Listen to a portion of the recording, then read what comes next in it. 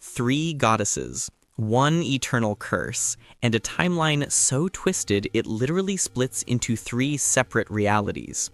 For nearly 4 decades, The Legend of Zelda has woven a mythological tapestry that spans millennia.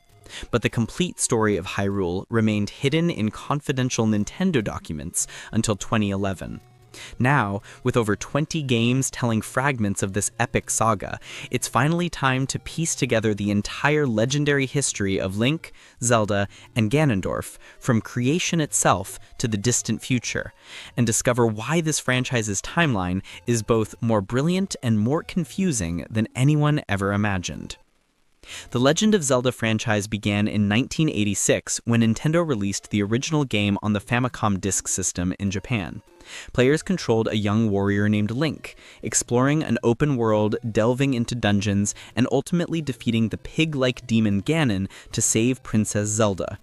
The game became a phenomenon, spawning sequels, prequels, and spin-offs that continued for decades.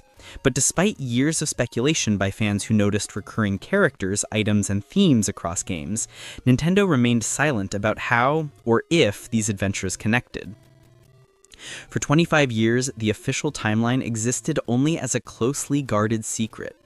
In interviews throughout the 2000s, producers like Eiji Aonuma confirmed that an internal timeline document existed but was confidential, accessible only to key developers including Aonuma himself and series creator Shigeru Miyamoto. This secrecy served a purpose, preventing developers from becoming overly constrained by continuity, allowing creative flexibility for future releases, and maintaining focus on gameplay over storyline. Everything changed in December 2011 when Nintendo published Hyrule Historia in Japan to commemorate the franchise's 25th anniversary. This comprehensive book, supervised by Eiji Aonuma himself, finally revealed the official chronology of the Zelda universe. The timeline answered decades of fan questions while simultaneously introducing complexities that sparked entirely new debates. The book later released in English through Dark Horse Books in 2013, becoming an instant bestseller and cementing its status as the definitive guide to Zelda lore. The complete Zelda timeline begins not with Link or Zelda or Ganon, but with creation itself. According to the lore established in A Link to the Past and expanded in subsequent games, 3 golden goddesses descended upon the chaos that existed before the world. Din, the goddess of power, cultivated the land and created the red earth. Nairu, the goddess of wisdom, poured her wisdom into the earth and gave the spirit of law to the world. Furor, the goddess of courage, produced all life forms who would uphold the law. After completing their work, the 3 goddesses departed for the heavens. At the point where they left the world, they left behind a sacred golden relic, the Triforce. This omnipotent artifact embodies the essence of the goddesses, power, wisdom, and courage, and possesses the ability to grant the wishes of whoever touches it.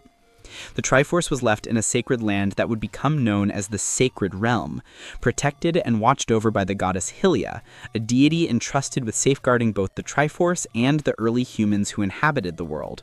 The story properly begins with Skyward Sword, chronologically the first game in the entire franchise.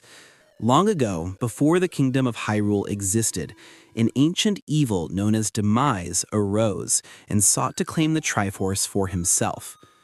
Demise commanded monstrous armies that threatened to overwhelm the surface world and destroy all who lived there. To protect humanity and the Triforce, the goddess Hylia took drastic action. She sent the humans to live on a floating landmass high above the clouds called Skyloft, creating a barrier between them and the evil below. The Triforce was hidden within Skyloft, safe from Demise's grasp. Hylia herself remained on the surface to fight Demise directly.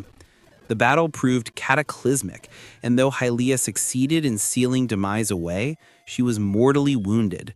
Knowing that the seal would eventually weaken and that Demise would one day return, Hylia enacted a long-term plan. She arranged to be reborn as a mortal, Princess Zelda, who would live among the humans in Skyloft. She also created Fi, the spirit of the goddess sword, to guide her chosen hero when the time came. Thousands of years pass peacefully. The humans on Skyloft gradually forget the surface world's existence, and their history becomes legend, passed down by select few. Then, during the events of Skyward Sword, the seal on Demise begins failing. Girahim, Demise's servant, forces Zelda down to the surface to break the seal completely. This triggers the awakening of Link, a student at Skyloft's Knight Academy. Guided by Fi in the Goddess Sword, Link descends to the surface for the first time in millennia to rescue Zelda and prevent Demise's return. Throughout the adventure, Link strengthens the Goddess Sword by collecting sacred flames, gradually transforming it into the legendary Master Sword, a blade specifically forged to defeat evil. Meanwhile, Zelda learns of her true identity as Hylia Reborn and enters a deep sleep to maintain the seal on Demise. Despite Link's efforts, Girahim succeeds in resurrecting Demise. The resurrected Demon King confronts Link in a climactic battle within a rift in space-time. Link defeats Demise using the completed Master Sword and the power of the Triforce. However, Demise's final words establish the foundation for everything that follows in the timeline. With his dying breath, Demise curses Link and Zelda, declaring that his hatred will be reborn in an endless cycle. Those who share the blood of the goddess and the spirit of the hero will be eternally bound to this curse, doomed to face incarnations of his hatred throughout history. This curse explains why Link, Zelda, and the various forms of Ganon appear repeatedly across different eras. They're caught in an eternal cycle established at the beginning of time itself. After defeating Demise, the humans return to the surface permanently. The cloud barrier dissipates, allowing Skyloft's inhabitants to reclaim the world below. Zelda decides to remain on the surface, declaring her desire to feel solid ground beneath her feet and watch over the Triforce. The descendants of Hylia gradually become known as the Hylians, a race distinguished by their pointed ears that can hear messages from the gods. The land where they settle eventually becomes known as Hyrule, named after the goddess who sacrificed herself to protect it. The era between Skyward Sword and the next games represents a time of relative peace lasting thousands of years. The Hylians prosper, civilization flourishes, and the Kingdom of Hyrule is officially founded. The Triforce remains hidden in the Sacred Realm, its location known only to the royal family and select guardians. During this period, various smaller conflicts occur that aren't depicted in major games. The era of chaos, wars between nations, and struggles for power. Eventually, the Minish Cap takes place during Hyrule's early history. A young Link must restore the Picori Blade and prevent the evil sorcerer Vati from obtaining great power. This adventure is significant because it shows Link's first encounter with Eslo, a Minish sage, and establishes the Four Sword, a legendary blade capable of splitting its wielder into multiple copies. Vati would return in 4 swords, requiring Link to use the Four Sword to split into 4 heroes and defeat the sorcerer once again. These early adventures, while important, represent relatively contained threats compared to what comes later. The timeline reaches its most crucial point with Ocarina of Time, a game set several generations after the founding of Hyrule. This single game creates the split that divides the entire Zelda timeline into 3 separate branches, an unprecedented narrative structure that remains unique among gaming franchises. The story follows Link, a young boy living among the forest-dwelling Kokiri despite not being one of them. When the great Deku Tree summons him, Link learns of a terrible evil threatening Hyrule. A man named Ganondorf, king of the desert-dwelling Gerudo people, seeks to enter the Sacred Realm and claim the Triforce. Princess Zelda, guided by prophetic dreams, recognizes the danger Ganondorf represents. She and Link attempt to prevent Ganondorf's plans, but their actions inadvertently give him the opportunity he needs. When Link pulls the Master Sword from its pedestal in the Temple of Time, proving himself as the hero of time, he's too young to wield it properly. His spirit is sealed for 7 years, during which time Ganondorf enters the Sacred Realm unopposed and claims the Triforce of Power. When Link awakens as an adult, Hyrule has been transformed into a nightmare realm ruled by Ganondorf, now calling himself Ganon, the King of Evil. Link must awaken 5 sages, descended from the ancient sages who once helped seal evil away, then confront Ganondorf directly. With the help of Princess Zelda, revealed to be the 7th sage, and the 6 other sages, Link defeats Ganon and the sages seal him in the Sacred Realm. After Ganon's defeat, Zelda uses the Ocarina of Time to send Link back to his childhood, allowing him to reclaim the years stolen from him.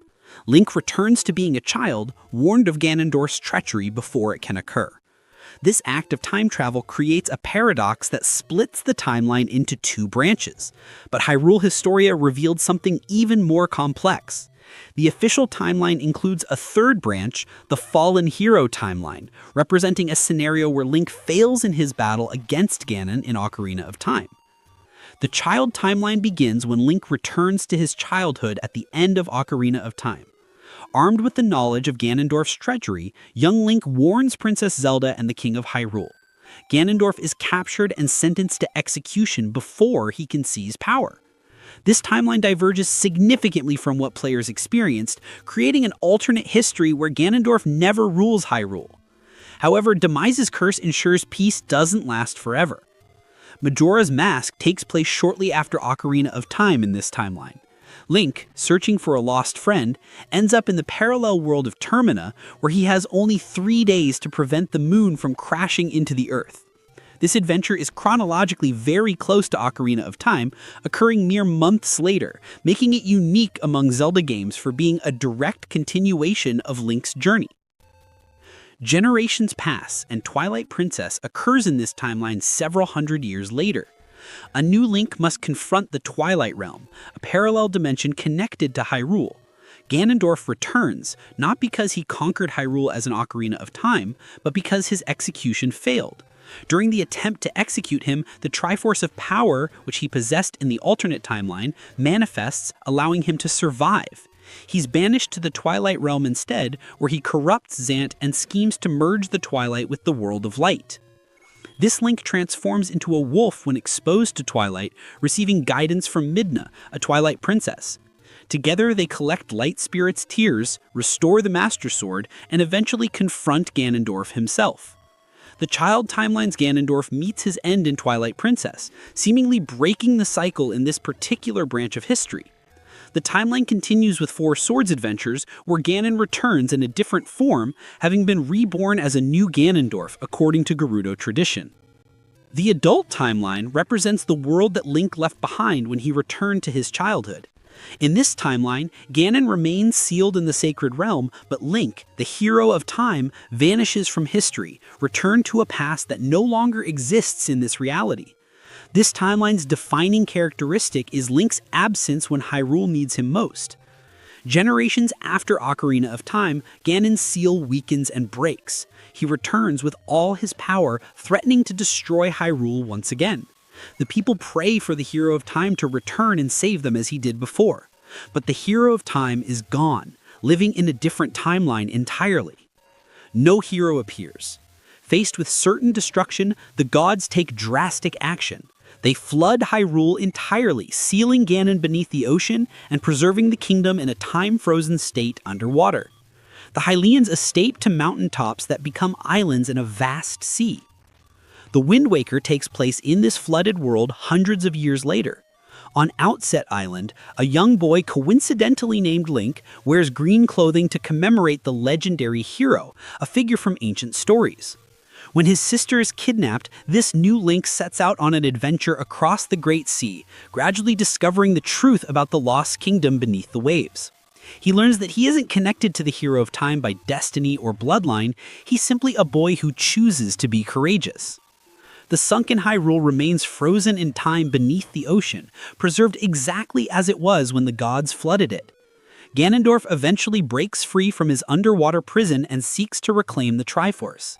This leads to a confrontation in the ancient Hyrule Castle at the ocean's floor, where Link and Zelda face Ganondorf in a desperate final battle.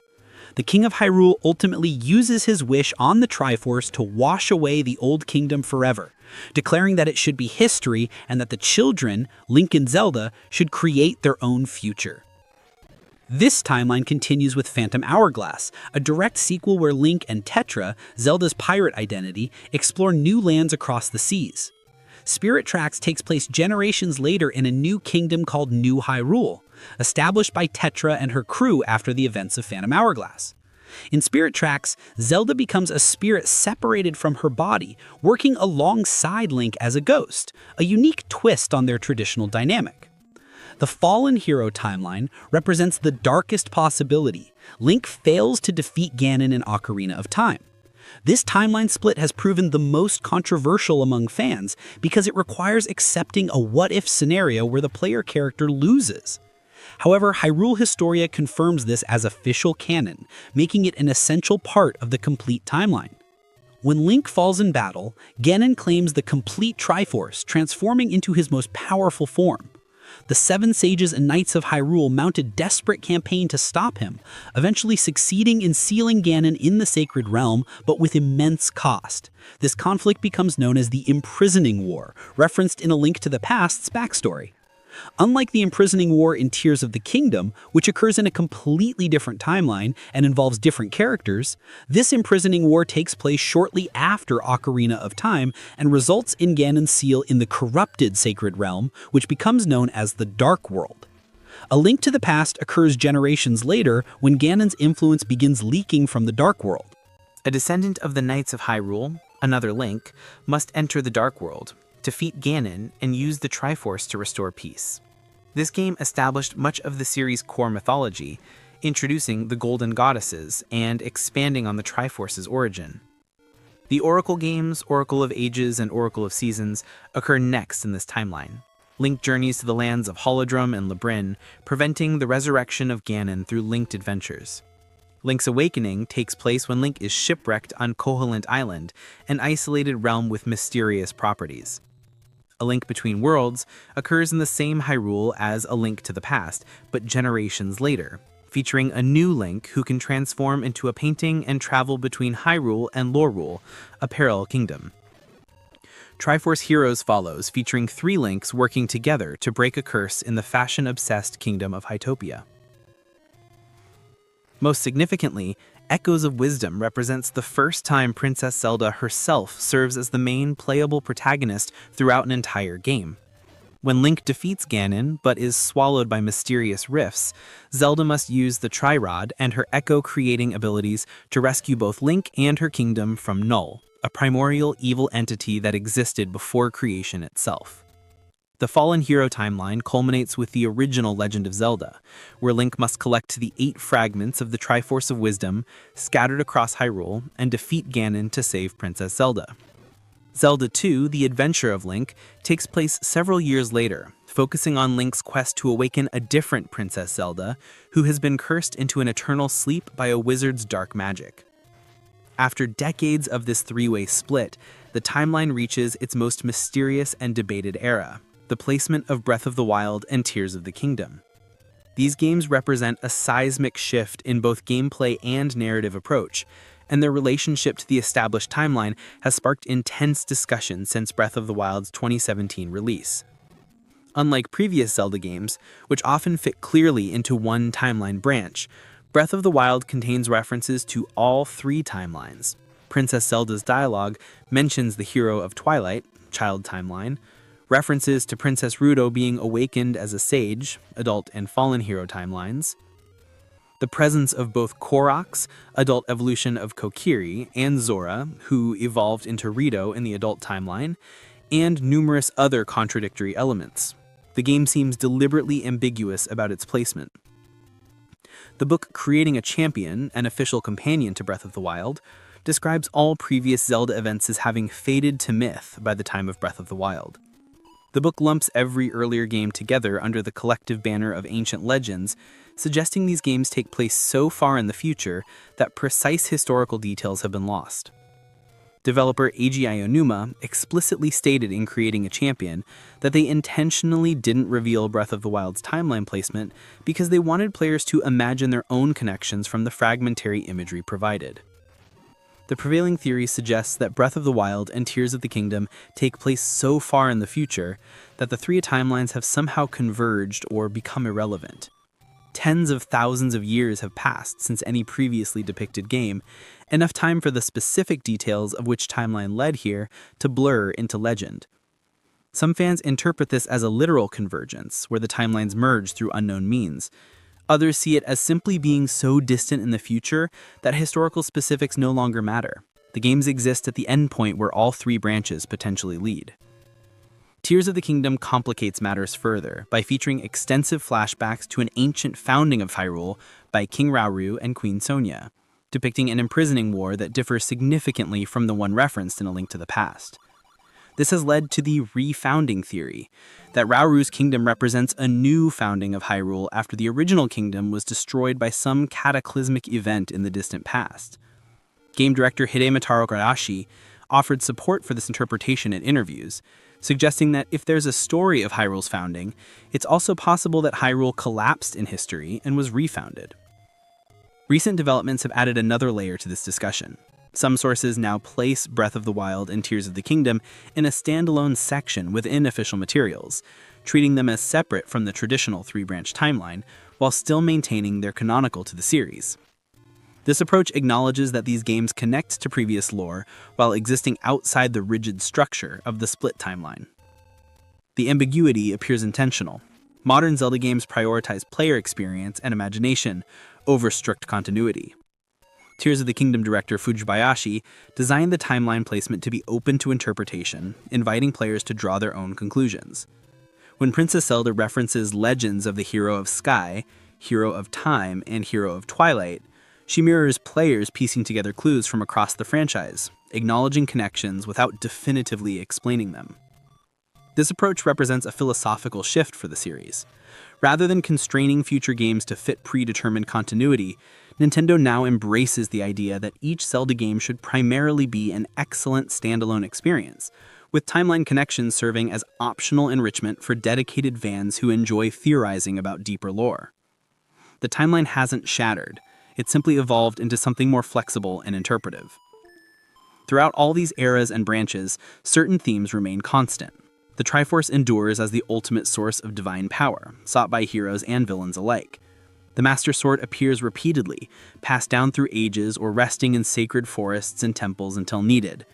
Princess Zelda, whether as the reincarnation of Hylia herself or merely her descendant, consistently embodies wisdom and serves as Hyrule's spiritual guardian. Link, though not always blood-related to previous Links, always appears when evil threatens, embodying courage even when he starts as an ordinary person thrust into extraordinary circumstances. Most significantly, Ganon's many forms across the timelines fulfill Demice's curse perfectly. Whether as the Gyarados King Ganondorf, the monstrous pig demon Ganon, or the spiritual malice of Calamity Ganon, his hatred endures. Each defeat is temporary, each ceiling eventually weakens. The cycle continues because it was designed to be eternal, established by a dying demon god's final curse at the very beginning of time. The complexity of the Zelda timeline, its multiple branches, its paradoxes, its ambiguities, ultimately serves a greater purpose than simple continuity. It creates a sense of myth and legend, where stories echo across ages, heroes rise repeatedly throughout history, and the same fundamental struggle between courage and power plays out in countless variations. Players aren't just experiencing individual adventures, they're witnessing chapters in an eternal conflict that began with the goddess's creation and continues through cycles without end. Twilight Princess shows what happens when Ganondorf is stopped early, preventing his reign but not breaking his curse entirely. The timeline also explains recurring elements that might otherwise seem like simple gameplay conventions. The Master Sword appears in multiple games because it's an eternal weapon, forged at the beginning of recorded history, waiting in various locations throughout different eras. Zelda consistently possesses wisdom and magical power because she carries the blood of a goddess. Link lacks memory or history in many games because he's not a legacy, he's an ordinary person who becomes extraordinary through courage and choice, fulfilling a role that must exist rather than a bloodline that continues. Even the controversial Fallen Hero timeline serves a narrative function beyond creating a third branch. It acknowledges that heroism involves risk of failure, that the eternal struggle against evil includes the possibility of loss, and that even when the chosen hero falls, others can rise to continue the fight. The timeline becomes a meditation on cyclical history, destiny versus choice, and the nature of heroism itself. For new players approaching the franchise, the timeline might seem daunting. 20-plus games spanning 3 separate realities across tens of thousands of years creates legitimate confusion about where to start. But the beauty of Zelda's structure is that it doesn't require this knowledge. Every game functions as a standalone adventure with its own complete story. The timeline enriches but doesn't define the experience. A player can enjoy Breath of the Wild without knowing about the 3-way split from Ocarina of Time. Someone can love Wind Waker without understanding the adult timeline's creation. Yet for players who want to dive deeper, the timeline offers rewards. Recognizing that Breath of the Wild Zora tablets reference events from across multiple timelines adds weight to the distant future setting. Understanding that Tears of the Kingdom's ancient past might be a refounding rather than the original founding raises questions about what cataclysm destroyed the previous Hyrule. Knowing Ganondorf's origin as a Gerudo king cursed by an ancient demon god explains why defeating him never truly ends the threat. The Legend of Zelda timeline stands as one of gaming's most ambitious narrative structures. Few franchises attempt anything comparable. A single continuity split into 3 parallel realities, each developing for decades with multiple games, all while maintaining thematic consistency and allowing individual stories to stand alone. The 2011 revelation in Hyrule Historia that this structure existed intentionally, crafted by Nintendo's developers over decades rather than accidentally accumulating, elevated the series from a collection of loosely connected adventures to a carefully constructed mythological epic. This epic continues evolving. Echoes of Wisdom's 2024 release proved Nintendo remains committed to exploring the timeline, placing it officially between Triforce Heroes and the original Legend of Zelda in the Fallen Hero timeline. Age of Imprisonment's 2025 release marked an unprecedented development, a Warriors-style spin-off game carrying full canonical weight, expanding Tears of the Kingdom's backstory with official lore that permanently becomes part of Zelda history.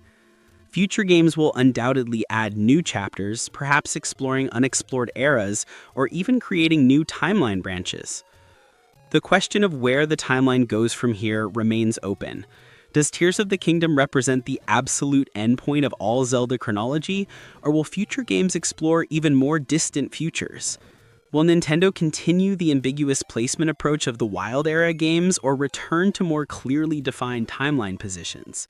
Could new games explore the mysterious gap between the 3-way split and Breath of the Wild's distant future, finally explaining how or if the timelines converged? Whatever direction future games take, the existing timeline stands as a testament to what video game storytelling can achieve.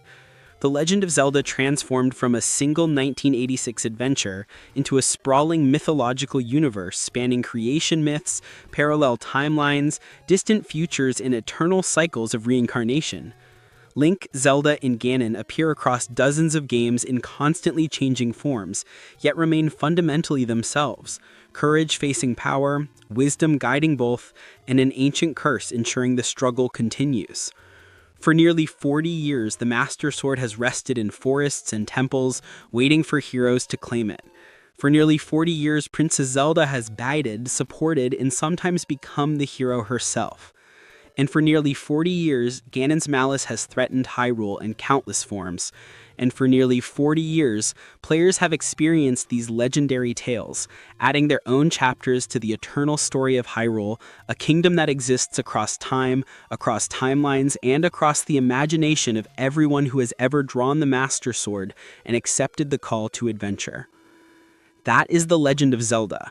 Not a single story, but an infinite cycle of stories, beginning with goddesses creating the world and continuing through endless incarnations of the same fundamental conflict. It's a timeline that splits and possibly converges, that spans tens of thousands of years across multiple realities, and that invites players not just to experience these adventures, but to become part of the legend themselves.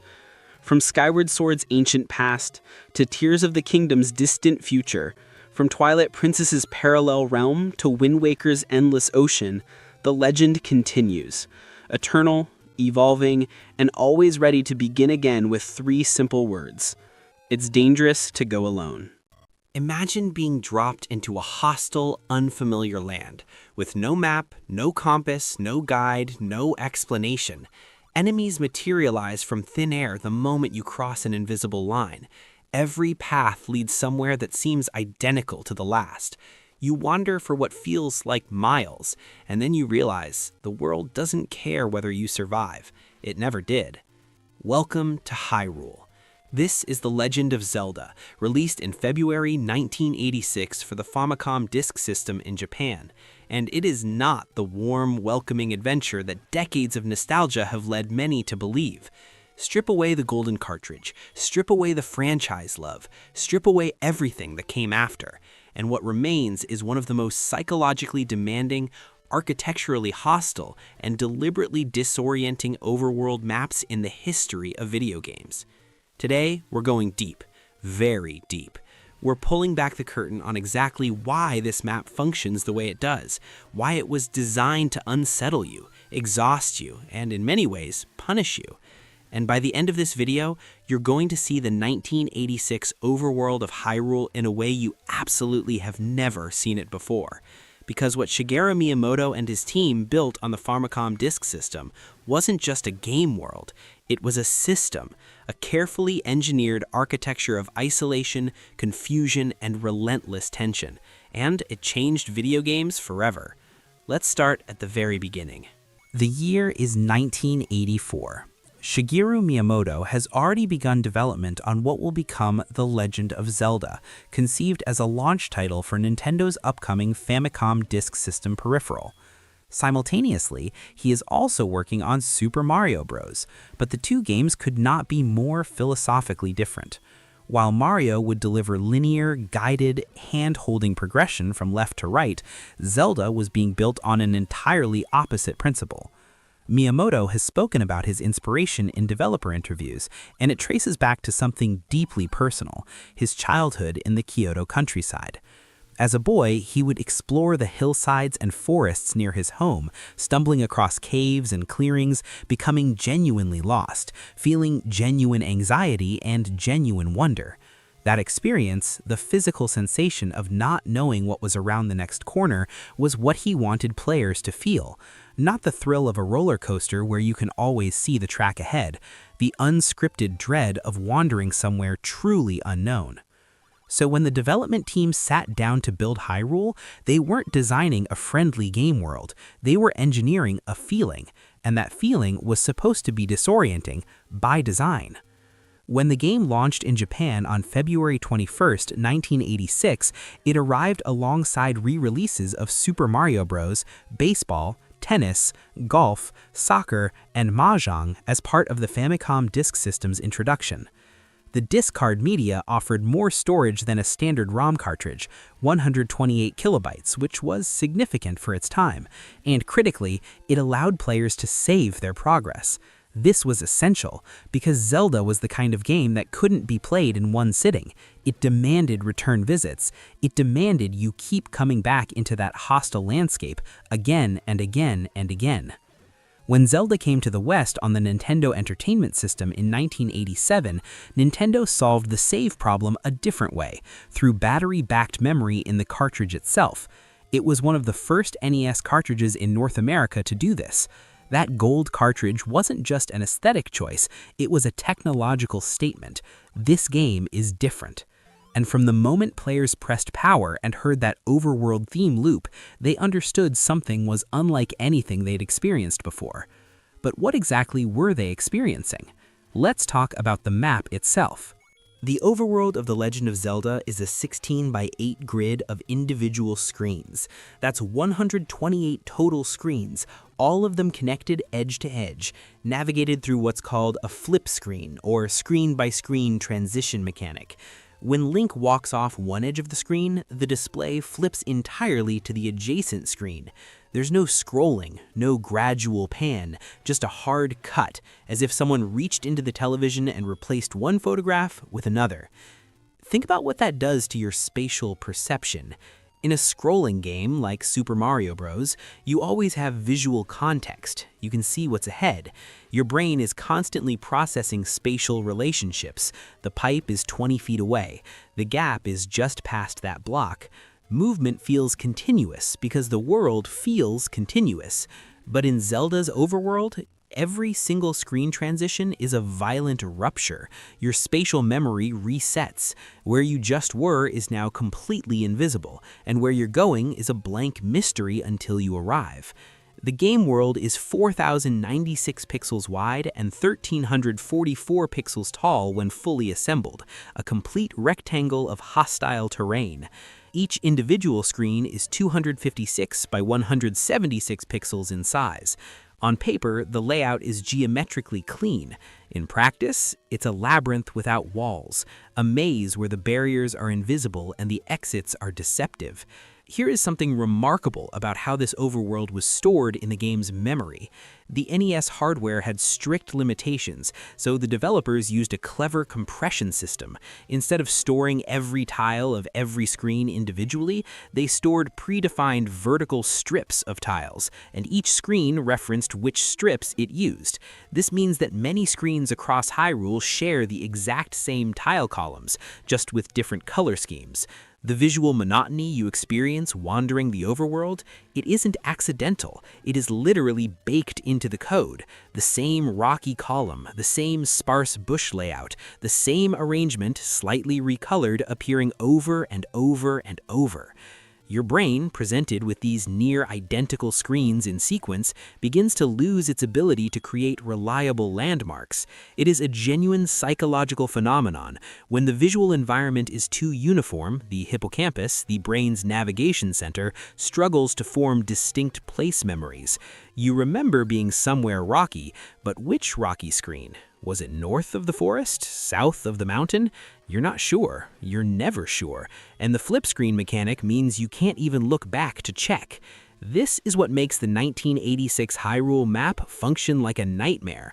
Not because it's dark or scary in the conventional sense, but because it weaponizes the human brain's relationship with space and memory. Now let's talk about what Hyrule actually looks like at ground level, because the visual design of this overworld is deeply, fascinatingly hostile.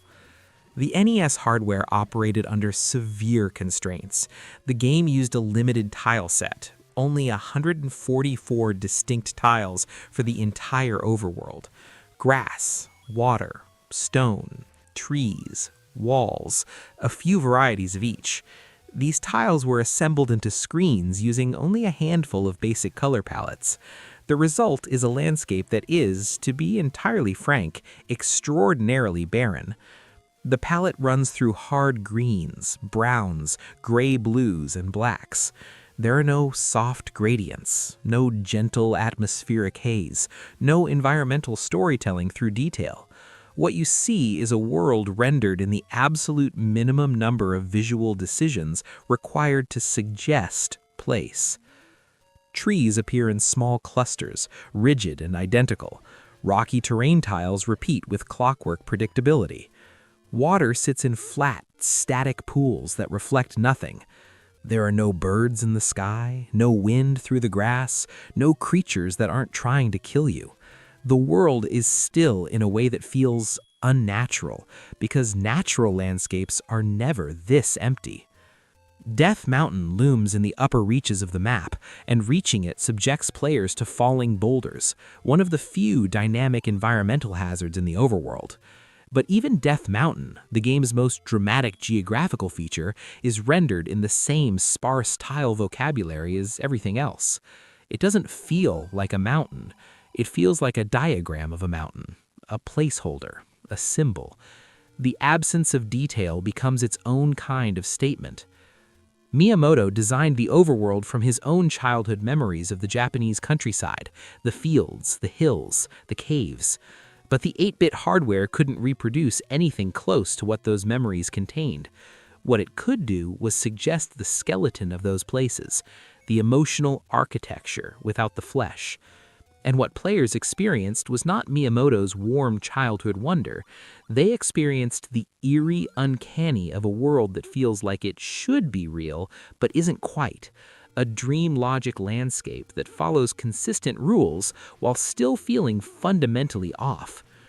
This is, whether intentionally or accidentally, a form of hostile architecture. Urban planners use the term to describe spaces designed to discourage certain behaviors: benches with armrests that prevent sleeping, surfaces that discourage lingering. The 1986 Hyrule overworld is hostile architecture applied to a game world. The visual environment provides no comfort. There is nowhere to rest the eye, nothing warm or welcoming in the color palette, nothing in the world that says, "You are safe here, you belong here." Because you don't. Let's talk about the enemies, because no analysis of this map is complete without understanding the creatures that populate it. The overworld of The Legend of Zelda is patrolled by a diverse and deeply unpleasant roster of monsters. Octoroks, octopus-like creatures that slowly crawl the landscape and spit rocks in the 4 cardinal directions. They come in red and blue varieties, with blue Octoroks taking more hits to kill. Tektites, spider-like enemies that hop unpredictably across the terrain, found especially at the edges of the map and near Death Mountain. Levers, enemies that emerge from the ground itself, appearing from the soil with no warning. Moblins, bulldog-faced goblins armed with spears, patrolling the forests and plains. Lynels, centaur-like beasts that patrol near Death Mountain, shooting powerful projectile attacks that Link's shield cannot block. And then there are peahats, spinning, flower-like creatures that fly rapidly around the screen and are completely invulnerable while their petals are spinning. They can only be damaged when they pause and settle on the ground. Fighting a peahat in the early game, before you've acquired adequate equipment, is an exercise in futility. You chase it, you swing, it ignores you, it spins away. The world doesn't want you to progress. The world offers you enemies that literally cannot be hurt as punishment for arriving underpowered. But here's the detail that transforms enemy encounters from challenging to genuinely relentless. Enemies respawn when you return to a screen. Every single time you cross a screen boundary and come back, the enemy set resets. The Octoroks you just cleared are back. The Lynels that chased you away have returned to their posts. The levers are rising from the ground again. There is no permanent victory on the overworld. There is only temporary clearance, endlessly undone the moment you step away. Progress cannot be measured in cleared screens. The world resets and resets and resets. This creates a specific psychological dynamic that is genuinely exhausting. In most action games, defeating enemies feels like advancement. You clear the level, you move forward. The challenge is behind you. In Zelda's overworld, defeating enemies is purely transactional. You kill them to survive the present moment. They will be back. The land does not remember your victories. It only offers you the same resistance again, fresh, as if the first time never happened. And yet, and this is critically important, Link's health does not automatically restore when moving between screens. Damage accumulates, mistakes compound. Every Octorok rock that connects, every Lynel beam that grazes you, every lever that springs from the earth at the wrong moment, it all adds up, and the healing options are limited. Defeating enemies may occasionally drop hearts, but there's no guarantee. The world offers danger freely, but recovery only grudgingly. This asymmetry, abundant punishment, limited recovery, defines the emotional texture of wandering Hyrule's overworld. You are always losing something. The question is only how quickly. And then there is the issue of guidance, or rather, the near-complete absence of it. When Link first appears on the overworld, he stands on what is called the starting screen, a deceptively bare landscape with a single cave entrance to the northwest. Just to the northwest is this dark square in the side of a mountain, and the visual simplicity of that opening screen is actually a precisely engineered tutorial in the Zelda design philosophy. There is nothing else here to distract the eye. No trees, no water, no enemies on this specific screen, just the terrain and the cave. The game is pointing you without a single word of instruction toward that entrance. Inside, Link encounters the first old man, a figure in red robes standing between two flickering torches, who delivers one of the most famous lines in gaming history. "It's dangerous to go alone. Take this." He hands Link a wooden sword and vanishes. That's it. That is the entirety of in-game guidance for the adventure ahead. No map is provided, no quest log, no marker indicating which direction the first dungeon lies. The in-game world map, when accessed, shows only a plain gray square representing the overworld with a small flashing rectangle indicating Link's position, nothing more. There are no waypoints, no breadcrumbs, no helpful interface element pointing toward the next objective. Players in 1986 were expected to have read the physical game manual, a remarkable little booklet that Miyamoto's team created specifically because the game was so deliberately opaque that Nintendo worried players would have no idea what to do. Miyamoto has discussed this directly. He knew the game's puzzles and progression were difficult. He knew players would get lost, and his response, according to his recollections, was to make the game harder, removing Link's sword from the player's starting inventory, so that the first task upon arriving in this hostile world was simply to find something to defend yourself with. The anxiety of arriving unarmed was intentional. It was the game telling you from the very first second, this world does not provide. You must take what you need from it. The old men scattered throughout Hyrule, found in caves beneath trees, hidden in dungeon rooms, tucked behind bombable walls, offer occasional cryptic fragments of information. Dodongo dislikes smoke. Let's play a money-making game. Show this to the old woman. These fragments are clues, but they're offered without context.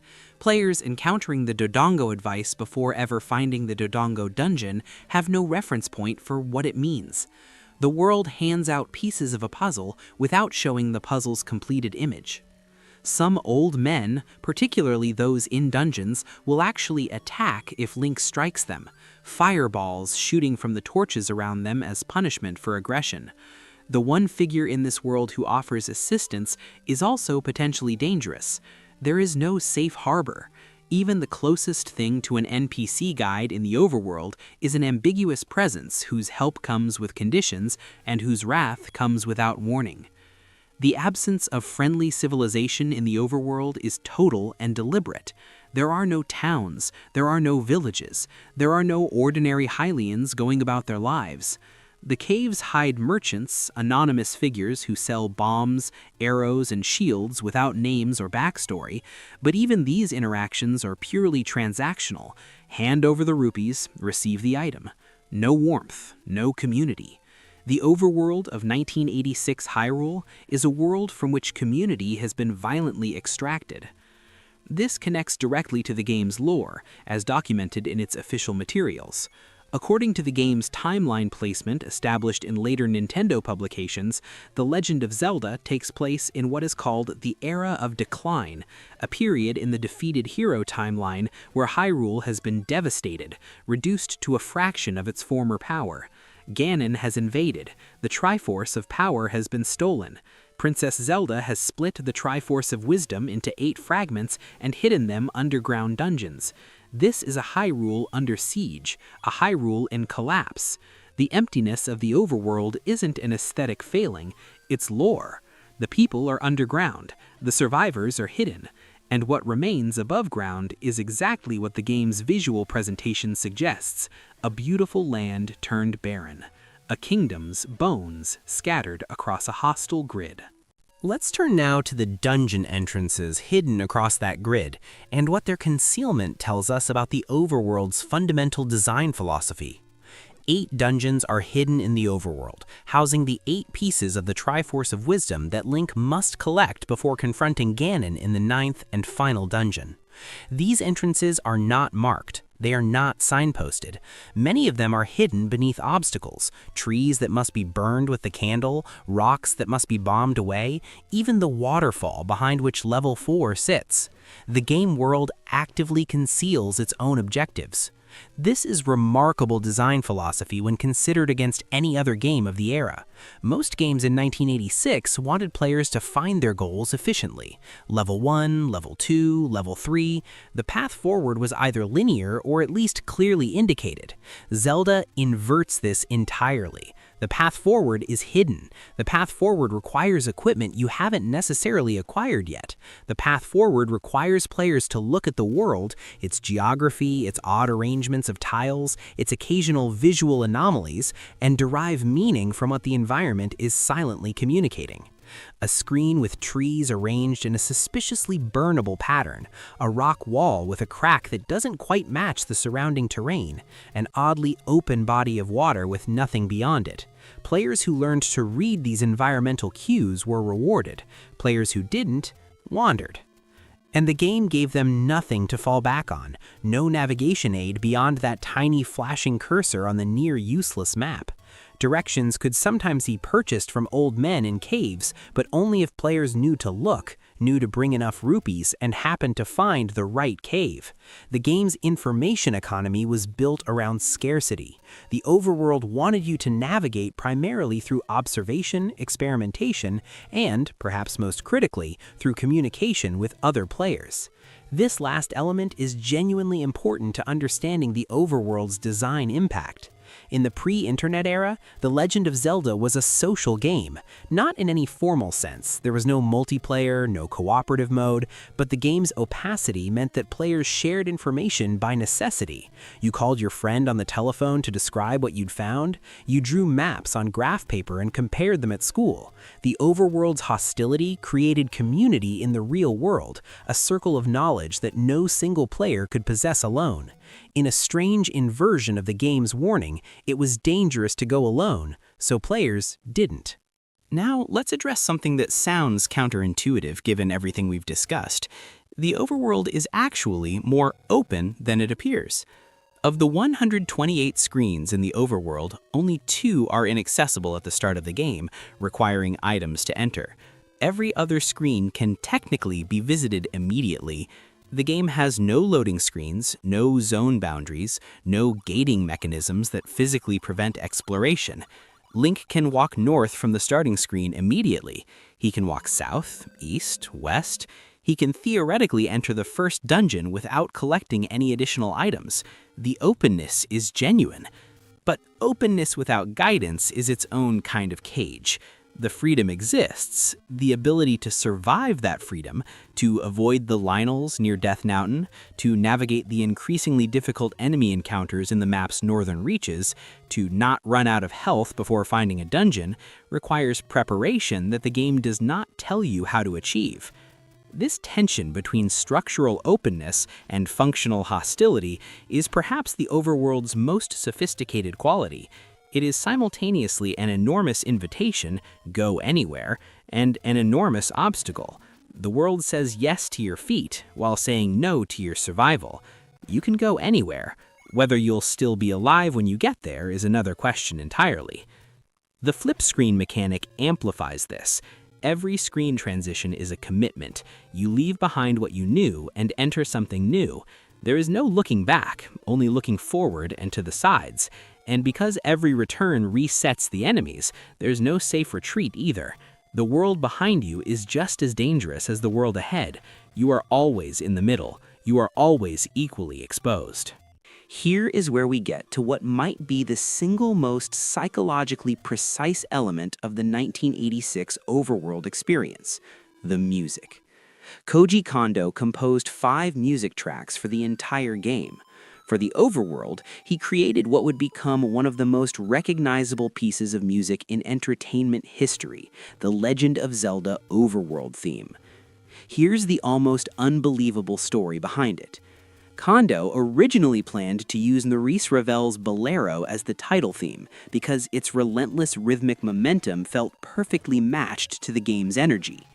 Late in development, in November 1985, Kondo discovered that Ravel's Bolero was still under copyright in Japan. The piece couldn't be used. Under deadline pressure, Kondo wrote a new arrangement of the overworld theme, which he had already composed, and produced the iconic title music in a single all-nighter. The NES hardware gave him only 3 sound channels to work with. The result was a triumph of constraint, a triumphant march-like melody that captured the spirit of adventure in the absolute minimum number of musical notes possible. This overworld theme plays continuously on loop throughout every second of surface exploration, every enemy encounter, every fruitless search for a hidden entrance, every trek across identical-looking screens.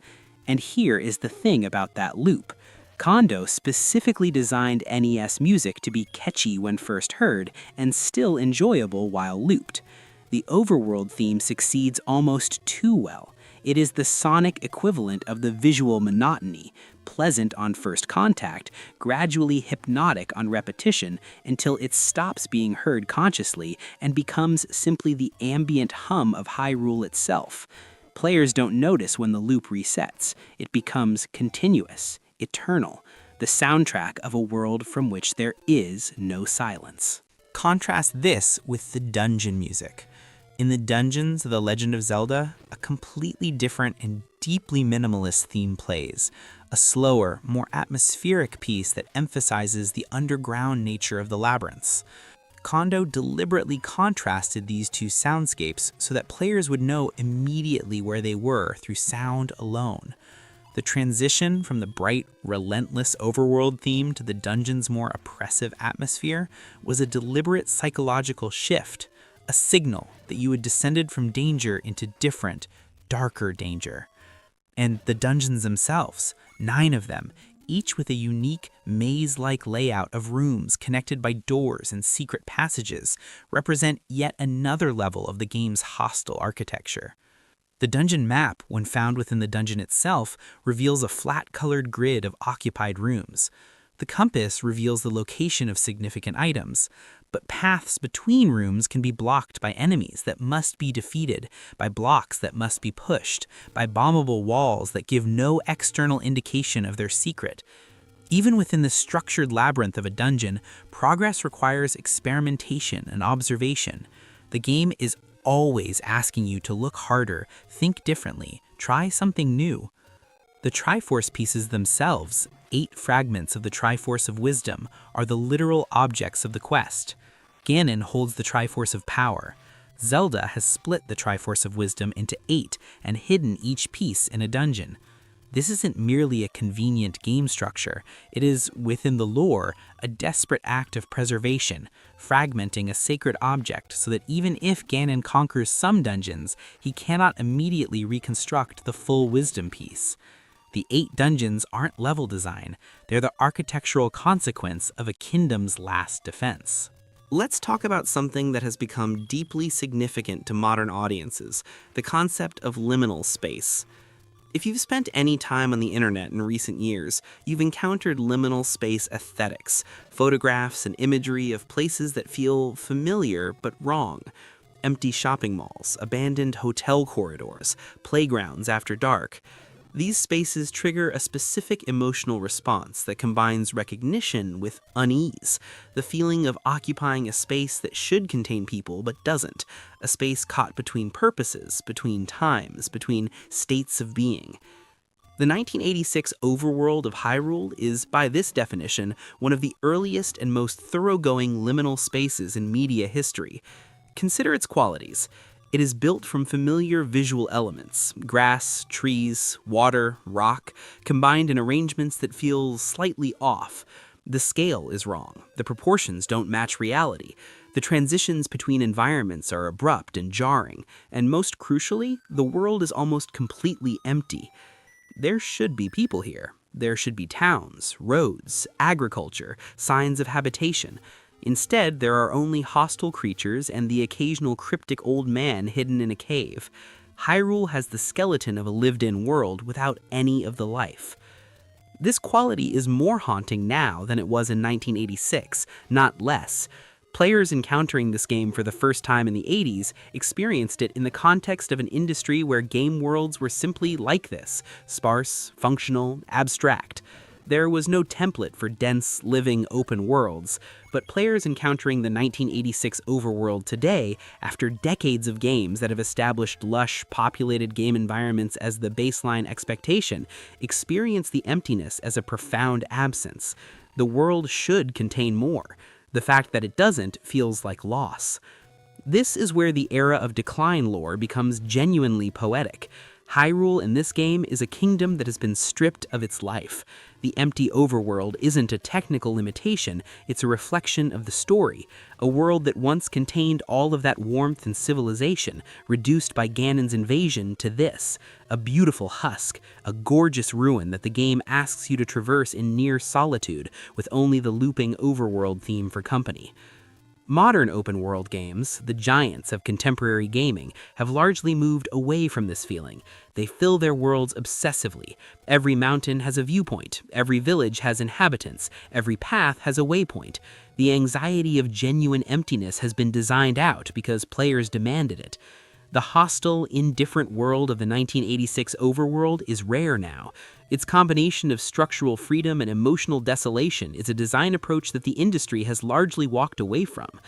And yet, Breath of the Wild, Elden Ring, Dark Souls, these games, celebrated above almost all others by critics and players, are the ones that dared to return to something of that original spirit. The games that drop you in the world without explanation, that let you find a mountain and leave it entirely up to you whether to climb it, that don't tell you the path forward, that require you to be lost, genuinely lost, before you can begin to be found. Breath of the Wild notably places its version of Death Mountain in roughly the same position on its map as the original 1986 game. Players who grew up with the NES original reportedly felt a physical jolt of recognition, 30 years of spatial memory activating across the decades. That's not coincidence. That's the designers of Breath of the Wild acknowledging, directly, that the emotional geography of Hyrule was established in 1986 and never really left. The second quest, hidden within the same cartridge, deserves acknowledgement here, because it reveals something essential about the team's intentions. After completing the game for the first time, players are offered a second quest, an entirely remixed version of Hyrule with different dungeon locations, different item placement, and harder enemies. Players who entered the name Zelda when starting a new file could access it directly. The second quest scrambles the geography players spent the entire first quest learning. All that accumulated knowledge, the location of this cave, the secret entrance to that dungeon, the path through this dangerous screen, becomes unreliable. The world that finally, painfully made sense is remixed into unfamiliar territory. This is an extraordinary design decision. The game's ultimate challenge isn't a harder enemy or a more complex dungeon, it's the removal of what you know. The second quest weaponizes player experience itself. Everything you learned in the first quest might lead you astray in the second. The overworld's hostility resets to maximum because your hardest earned asset, knowledge, has been taken away. So what does all of this add up to? What is the legacy of this nightmarish, brilliant, deeply peculiar 128-screen grid? The 1986 overworld of Hyrule sold over 6.5 million copies. It launched one of the most beloved franchises in gaming history, and it established a set of design principles: radical player freedom, environmental mystery, earned progression, the deliberate withholding of guidance that have echoed through gaming for 40 years. But it accomplished something else too, something harder to quantify. It created a feeling that no subsequent Zelda game has quite replicated, the feeling of being truly alone in a world that offers no reassurance, the feeling of making discoveries that the game never told you to look for, the feeling that every death means something because every achievement costs something. Later Zelda games grew kinder. They added maps, compasses, characters who pointed you in the right direction. They added towns full of people who offered advice and comfort. They added the warmth that the 1986 original never provided. And those games are wonderful, masterpieces in their own right. But they softened the edge that the original game held with absolute conviction. The 1986 overworld is a nightmare.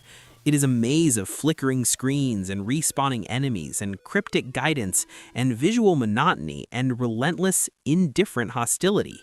It asks everything of the player and promises very little in return. It drops you in a kingdom in decline, hands you a sword, says it's dangerous to go alone, and then leaves you completely on your own. And that is exactly why it matters. Because a game that holds your hand can teach you, but a game that throws you into the unknown and trusts you to survive, that game changes you. It builds something in the player that no amount of waypoints or quest markers can replicate.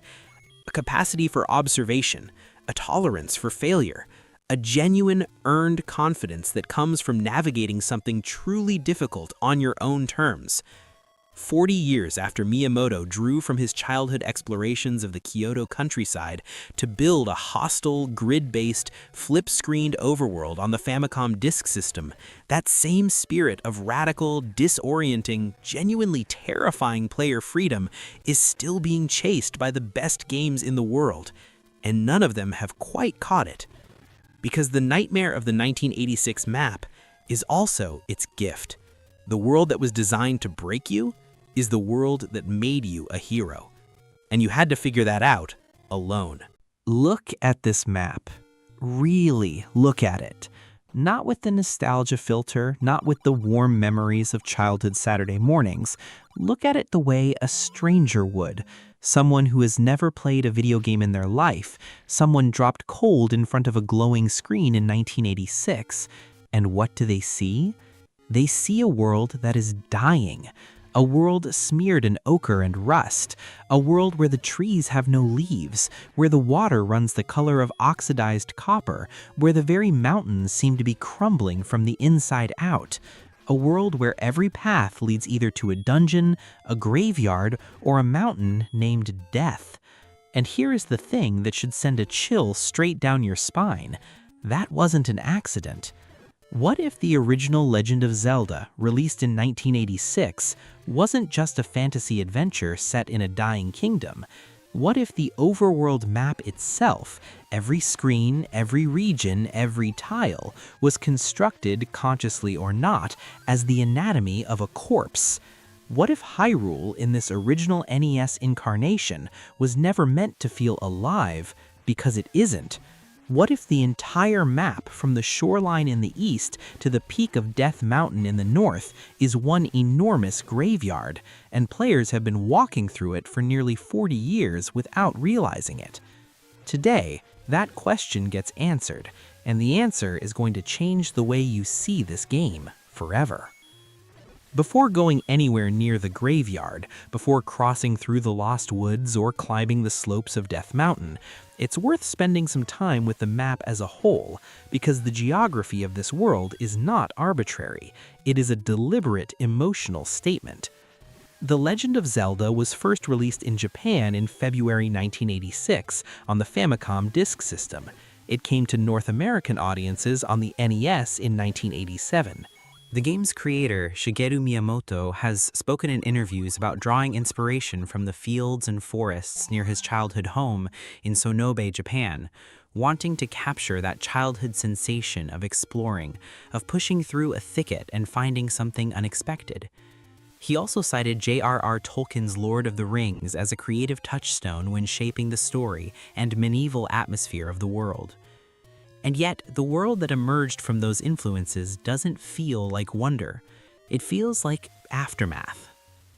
The overworld of The Legend of Zelda is divided into a set of distinct regions, each named and each with its own identity. There is the central lake area. There is a forest. There is a shoreline to the east. There is the Lost Woods in the southwest. There is a graveyard in the west. And then, consuming the entire northern border of the map, there is Death Mountain. Not a cliff, not a summit, not a peak, but a mountain named explicitly for death. These regions are not just flavor. They are emotional geography. They are the bones of a narrative that the game never speaks out loud but communicates entirely through the world players walk through. And that narrative, once seen clearly, is one of irreversible decay. What does it mean that the game begins at the bottom center of the map, in an unremarkable patch of brown land, where an old man waits in a cave to hand a young boy a sword, speaking those legendary words, "It's dangerous to go alone. Take this." Dangerous. That word is the first word of the entire Zelda saga. Not welcome, not adventure, dangerous. The world is already dangerous before Link takes a single step. And the first dungeon, level 1, known as the Eagle, sits just a short journey to the northwest of that starting point, past a bridge over cold water, inside a dark forest. The very first test of this world is a plunge underground into a stone labyrinth full of creatures that want to kill you. The surface world is merely the connective tissue between tombs. That is not the geography of a living world. That is the geography of a graveyard with extra steps. Now, let's talk about what is actually happening in this world on a lore level, because the lore of the original Legend of Zelda is darker than many players remember, and it sets the stage for everything the map communicates visually. According to what Zelda Wiki documents and what the Hyrule Historia timeline confirms, the original Legend of Zelda takes place on what is called the Downfall branch of the Zelda timeline. This is a branch that emerges from a grim premise. Link, the hero of time in Ocarina of Time, was defeated by Ganon in battle. This is the darkest of the 3 timeline splits, the one where the hero lost, where evil won. From that defeat, the timeline cascades through the events of A Link to the Past, Link's Awakening, the Oracle games, and eventually into an era known as the Era of Decline. By the time of The Legend of Zelda, Hyrule has shrunk. It is referred to as Lesser Hyrule, a diminished, contracted ghost of the Grand Kingdom that once existed. The borders have receded, the power of the kingdom has withered, the Triforce itself has been scattered, hidden, or stolen. And then, Ganon returned. The game's own introduction, documented in the manual and on Zelda Wiki, lays it out plainly. An evil army attacked this peaceful little kingdom and stole the Triforce of power. This army was led by Ganon, the powerful Prince of Darkness. Fearing his wicked rule, Princess Zelda shattered the Triforce of Wisdom into 8 fragments and hid them throughout the realm, commanding her most trustworthy nursemaid Impa to find a hero with enough courage to destroy Ganon. Ganon captured Zelda and imprisoned her. So the world players are exploring isn't just a medieval fantasy kingdom, it is an occupied territory. It is a kingdom mid-collapse, under the active dominion of a demon king who has already won the first battle. Ganon sits enthroned in Death Mountain at a place called Spectacle Rock, inside the deepest dungeon in the game. Level 9, the final labyrinth, at the top of the map, pressing down on everything below it with its darkness, like a thumb on a wound. When you understand that, the map stops looking like an adventure playground. It starts looking like a patient on a table. And the colors become a diagnosis. The NES hardware was capable of displaying 54 distinct colors simultaneously on screen, drawn from a palette of 64. Game developers in 1986 made deliberate choices about which colors to use for which regions. These weren't accidents. Every palette selection was a deliberate visual decision. Look at the dominant colors of the Zelda overworld. Warm yellows, muted golds, earthy tans and ochres, brownish greens, rust-tinged purples in the mountain regions. Where are the vibrant blues? Where is the lush, saturated greens of a living forest? Where is the sky-colored brightness of a world that is thriving? They are absent, conspicuously, almost aggressively absent. The palette color of the original Zelda overworld exists in a permanent, sun-bleached late autumn, the season when things are dying but haven't quite died yet. Not the vivid reds of peak autumn, not the clean whites of winter, instead that specific shade of organic decay that comes after the last color has faded and before the snow covers everything clean. The palette of drying leaves pressed under a boot, the palette of a wheat field after harvest, stripped bare and brown. the palette of oxidizing metal, of organic matter in arrested decomposition. Biologically, these are the colors of cellular breakdown. The browns and ochres of the Zelda overworld map almost exactly map onto the visual language of organic matter past its peak vitality. When living tissue begins to die, when chlorophyll drains from a leaf, when iron oxidizes in soil, when skin loses its moisture, it turns to these specific warm can, rust-tinged, muted gold hues. The NES palette for Hyrule is, consciously or not, the palette of biological conclusion, and it creates something profound. The moment players step onto the overworld, they are enveloped in a subconscious signal that says, this place is past its prime. This world has already peaked. What you are walking through is the long, slow exhale of a dying kingdom. But it doesn't end with the general palette. The specific locations of this world reinforce the graveyard thesis in ways that become impossible to dismiss once you see them. Let's start where it all begins, the starting screen of the game. A flat, unremarkable stretch of brown earth. No landmarks, no buildings, no civilization. Just a small cave in a rocky outcropping where a mysterious old man waits with a sword. Players spawn here when they die in the overworld too, so this brown strip of earth is where Link is reborn every time the world kills him. It is simultaneously a place of origin and a place of resurrection. In graveyard terms, it is the plot where Link is interred each time he falls, only to rise again. Move northwest and you reach Level 1, the Eagle, a dungeon named for a bird of prey, a scavenger, a creature associated with death across dozens of cultures, from ancient Egypt to the indigenous peoples of North America. The name isn't incidental. It sets the tone. The first test of this world is guarded by a symbol of predatory death. But let's talk about the real gravitational center of this thesis. Let's talk about the western regions of the map, where the argument becomes undeniable. To reach the graveyard, and the game actually calls it the graveyard with full capitalization, not a cemetery or the ruins, but simply the graveyard, Link must first navigate through the Lost Woods. The Lost Woods appear in southwestern Hyrule. In The Legend of Zelda, the Lost Woods look like a simple cross-shaped path through a stand of dead trees. No leaves, no undergrowth, bare, white tree trunks arranged in a grid. The coloring is that sickly mix of pale brown and muted green that appears throughout the overworld, but here it feels more oppressive because the trees themselves should signal life and instead communicate its opposite. The Lost Woods is a maze. Once Link enters it, stepping in any direction other than the correct sequence brings him back to the same screen, looping endlessly. An old woman can provide the secret navigation sequence for a price. Go north, west, south, then west again.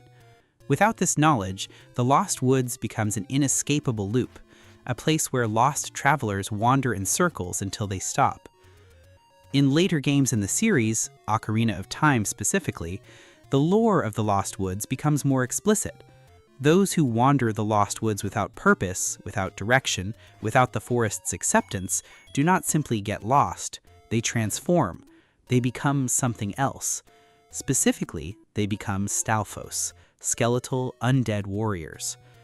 In Four Swords Adventures, the Deku Scrubs make it even more explicit. Those who wander lost in the forest for too long can become Deku Scrubs themselves. The Lost Woods is a forest that transforms wanderers into monsters. The Lost Woods is a forest that consumes the living and converts them into something that is neither fully alive nor fully dead. The Lost Woods is, in every possible interpretation, a biological threshold, the transition zone between the world of the living and the world of the dead. And it leads directly, only, to the graveyard. Zelda Wiki confirms this. Successfully navigating through the Lost Woods leads Link to the graveyard. That is the destination on the other side of this forest of transformation. You pass through the place where the living become the dead, and you arrive in the place where the dead are interred. There is no other reading of this geography that makes thematic sense. The Lost Woods is not a scenic woodland path, it is the threshold of a necropolis. The graveyard itself is described by Zelda Wiki in precise, unambiguous terms. It is a bleak, desolate, gray area characterized only by white tombstones marked with blue crosses. 6 screens of nothing but gravestone stretched across the western reaches of Hyrule. If you mapped the entire Hyrule overworld and measured land use, the graveyard would represent one of the larger, distinct biome regions in the game. More of Hyrule's geography is dedicated to the dead than to any active form of civilization, commerce, or community. Think about that. There are shops in this world, small hidden caves with old men selling candles and shields. There are fairy fountains that restore health. There are scattered hints of a world that once had structure and society.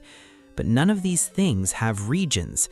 None of them occupy multiple screens of dedicated terrain. Only the dead get that kind of real estate. The graveyard is guarded by enemies called guineas. These are ghost enemies, translucent, drifting specters that emerge from the graves when tombstones are disturbed.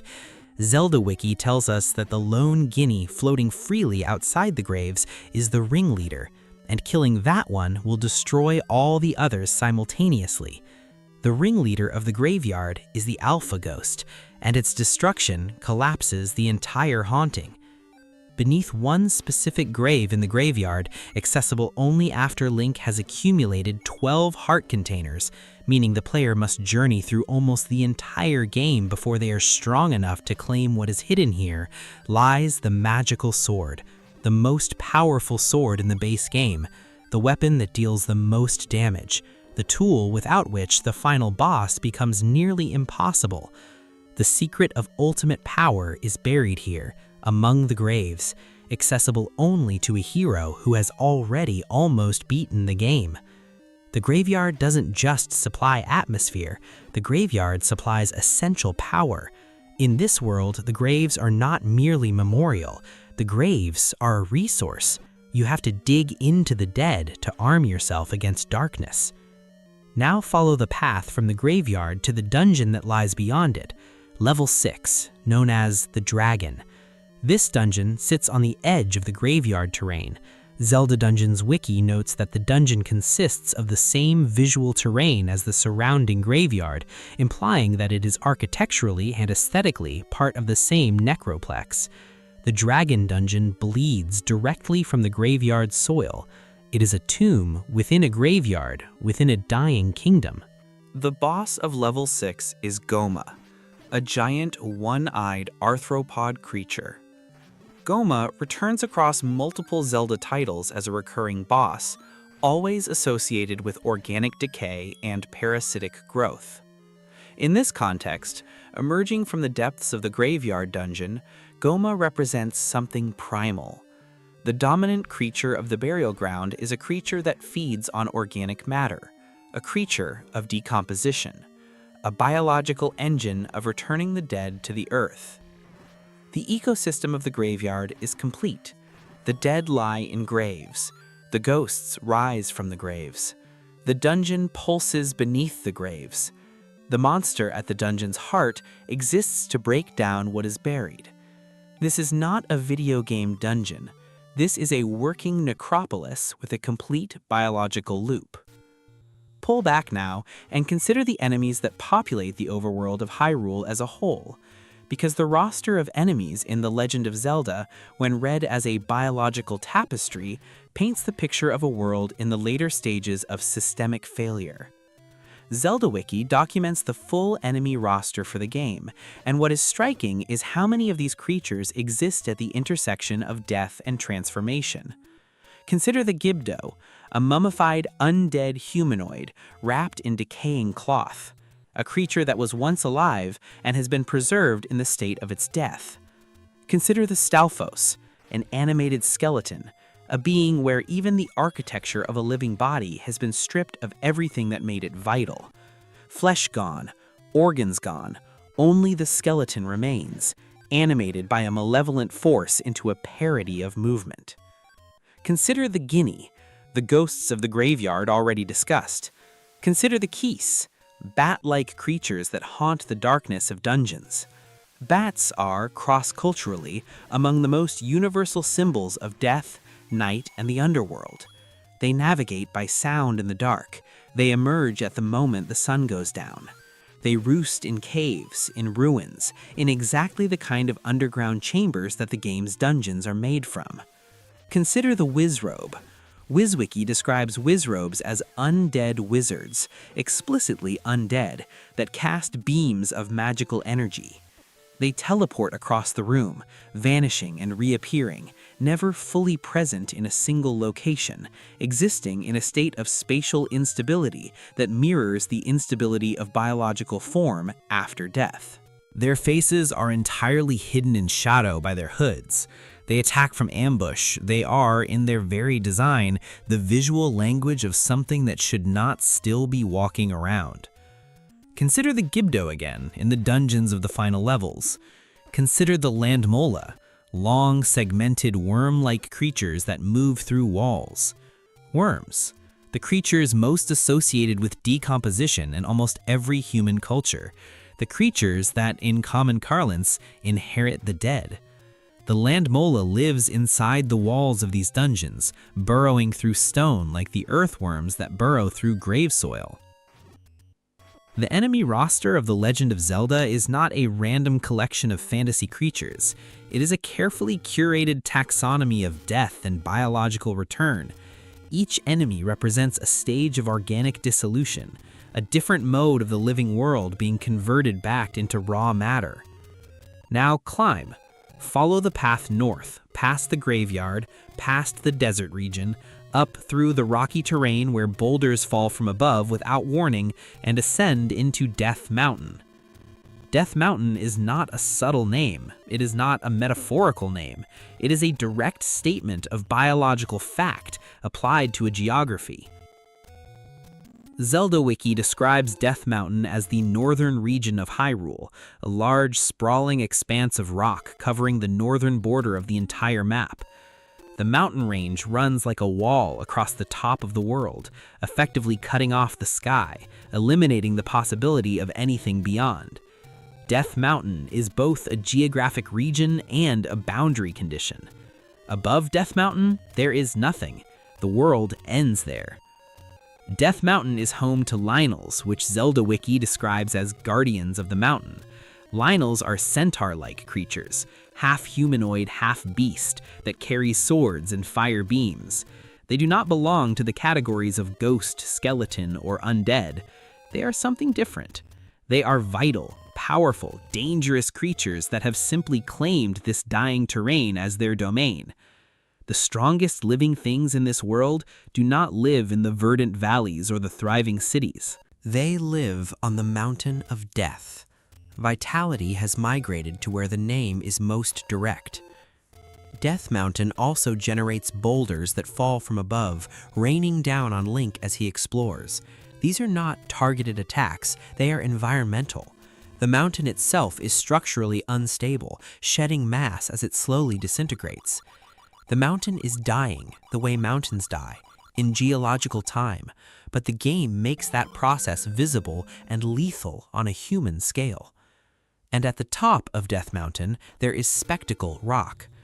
Spectacle Rock, a formation of two large stone columns that, when viewed from a certain angle, resemble a pair of eyes looking down at the kingdom spread below. Zelda Wiki confirms that beneath the left of these two rock formations, a bomb can reveal the cave that is the entrance to Level 9, Death Mountain Dungeon, which is also Ganon's lair. Two stony eyes watching over a dying world, and the monster responsible for its death hiding beneath them. The eyes of Spectacle Rock have been watching Hyrule decompose. They have been watching it this entire game. Level 9 is the largest dungeon in The Legend of Zelda. It is packed with the most dangerous enemies in the game. Wizrobes appear here in force, those undead sorcerers already described. Landmola burrowing through the walls, warlocks and warriors, and traps designed to kill players who have survived everything else the world has thrown at them. And at the center of level 9, in total darkness, Ganon waits. The darkness is not metaphorical. Zelda Wiki and multiple sources confirm that the final encounter with Ganon in The Legend of Zelda takes place in a room where the lights are literally out. Ganon uses what is described as his technique of darkness. He is invisible. Players cannot see Ganon. They can only infer his position from the patterns of fire he throws and the spaces he occupies. To fight Ganon in The Legend of Zelda is to fight an entity that has dissolved so completely into darkness that it can no longer be perceived by human senses. Ganon is darkness made animate. Ganon is the void given form, and even that form has been surrendered, absorbed back into the nothing he represents. The game's lore, as documented by Zelda Wiki, explains that by the Era of Decline, the timeline context of this game, Ganon has been revived after previous defeats, corrupted further, diminished in intelligence but magnified in malevolence. He is described as devoid of intelligence by this point in the timeline. He is not a cunning villain scheming in a castle. He is something older and rawer than that. He is the distillation of all the decay that the rest of the world's map has been hinting at, made literal in a dark room under a mountain named Death. To defeat Ganon requires something extraordinary. Standard weapons, even the powerful magical sword found buried in the graveyard, are insufficient alone. Ganon can only be permanently destroyed, reduced to ash, by a silver arrow. The silver arrows are found in level 9 itself. Players must enter Ganon's fortress, acquire the means of his destruction from within his own domain, and then use those means against him. The weapon that ends Death is hidden inside a Death. The arrow that destroys the darkness is forged from silver, from moonlight-made material, from the color of bones, from the metal most associated across world mythology with purity, with the sacred, with things that can pierce what is otherwise impenetrable. Silver arrows, bone-colored light fired into absolute darkness. That's how you end this. And when Ganon falls, when the silver arrow connects and the Prince of Darkness is reduced to dust, revealing the Triforce of power, what remains? A world that still looks exactly the same. The colors don't change. The graveyard is still 6 screens of white tombstones. The Lost Woods still loops endlessly without direction. Death Mountain is still shedding boulders. The Lynels still patrol the slopes. The tiles are still ochre and rust and the muted brown-green of things past their peak. Because the game understands something profound about the nature of the darkness it has depicted. Ganon was not the cause of Hyrule's decay. He was its symptom. The Era of Decline did not begin when Ganon was revived. It began when the Triforce was incomplete, when the kingdom lost its divine anchor, when generation after generation of diminishment reduced a once great civilization to lesser Hyrule, a shadow of its former reach. Killing Ganon removes the immediate threat, but the world that was made by all those centuries of decline does not simply reset. The graves are still full. The Lost Woods is still a maze of dead trees. Death Mountain is still named Death Mountain. The colors are still the colors of late autumn at the end of the world. Princess Zelda, freed from her prison of fire, declares Link the hero of Hyrule. And the game ends. No sunrise, no spring colors flooding the landscape, no visual declaration that the world has been healed. The palette remains exactly what it was.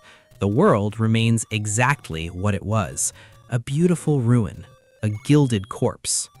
And in that refusal to offer easy visual salvation, the original Legend of Zelda achieves something that most games, even today, do not. It acknowledges that some kinds of damage are not undone by a single heroic act. The world was sick before Ganon rose, and the world remains changed by what Ganon did even after he falls to ash.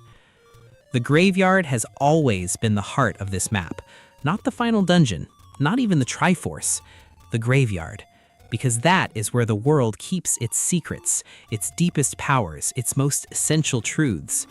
The magical sword is buried here. The path through the Lost Woods leads here. Level 6, one of the hardest dungeons, is built into the graveyard's soil. The geography of Hyrule radiates outward from 6 screens of white tombstones and drifting ghosts.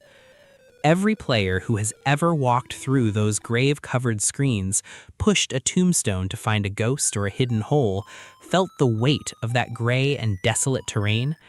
Every single one of them was, without necessarily knowing it, standing at the center of the world. Standing at the place where the game's truest meaning was buried. The original Legend of Zelda is not a story about a boy who saves a princess. It is a story about a boy who enters a graveyard of a kingdom, navigates the landscape of its long decline, descends into the heart of its darkness, and returns something precious to a world that had already lost almost everything. And the map has been telling that story since 1986, in the only language it had. The colors of dying things, the names of mortal places, and the vast, patient acreage of the dead. The world is dangerous. It always has been. It was already dangerous before Link picked up that sword, but it was still worth crossing. It was still worth fighting for. And that graveyard, at the end of the maze, at the heart of the decay, that graveyard had a sword buried in it the whole time. Now, before leaving this world behind, let's zoom out and consider what the original Legend of Zelda's design philosophy created in the larger context of the medium. Because this game was not the last Zelda title to wrestle with darkness and decay, and the visual language it developed, the language of the dying world, the beautiful ruin, the landscape that communicates entropy through color and naming, has echoed forward through every subsequent entry in the series.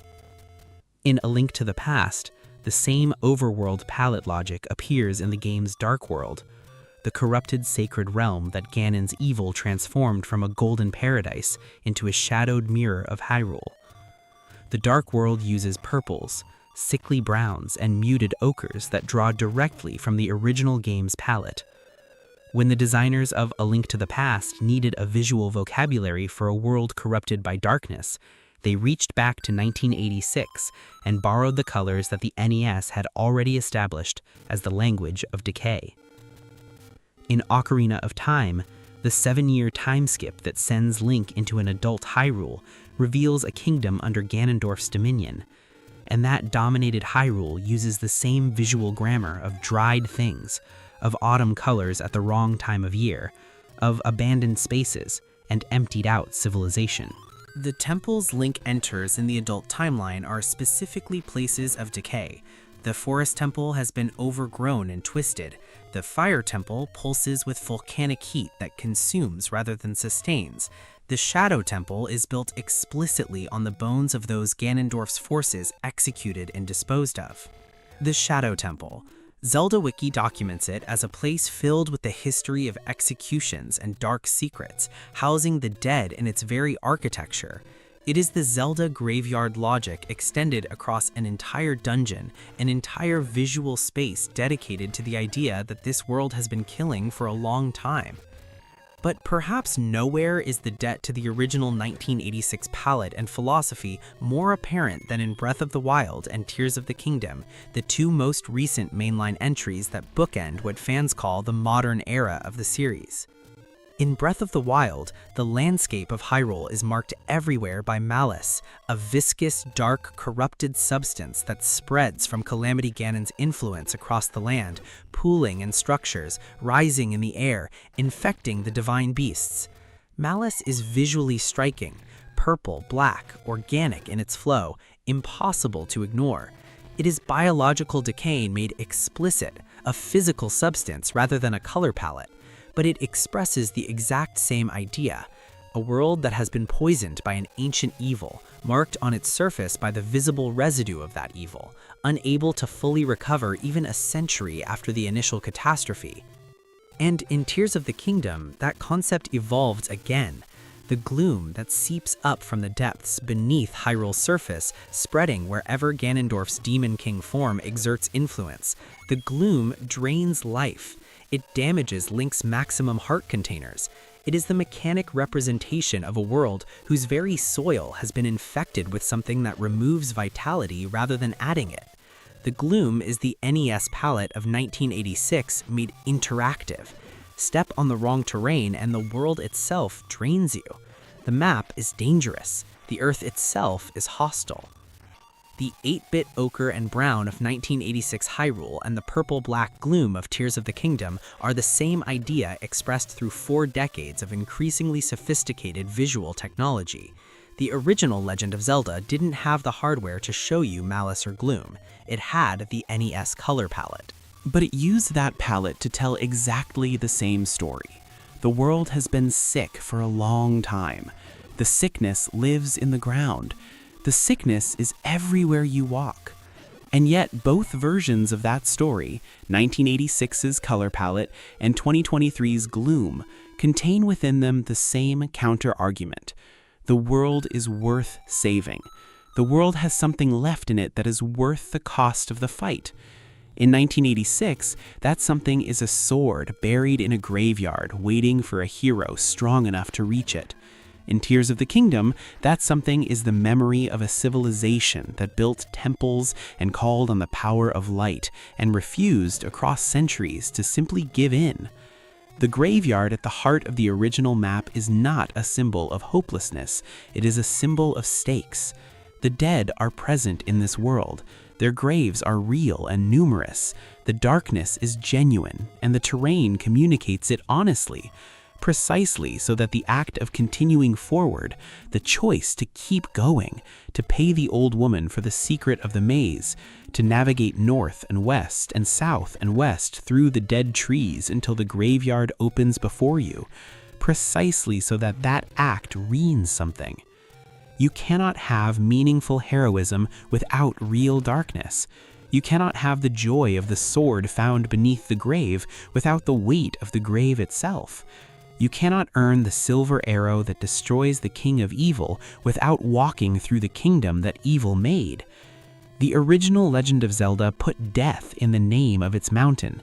It built its graveyard large and central. It colored its world in the palette of organic endings.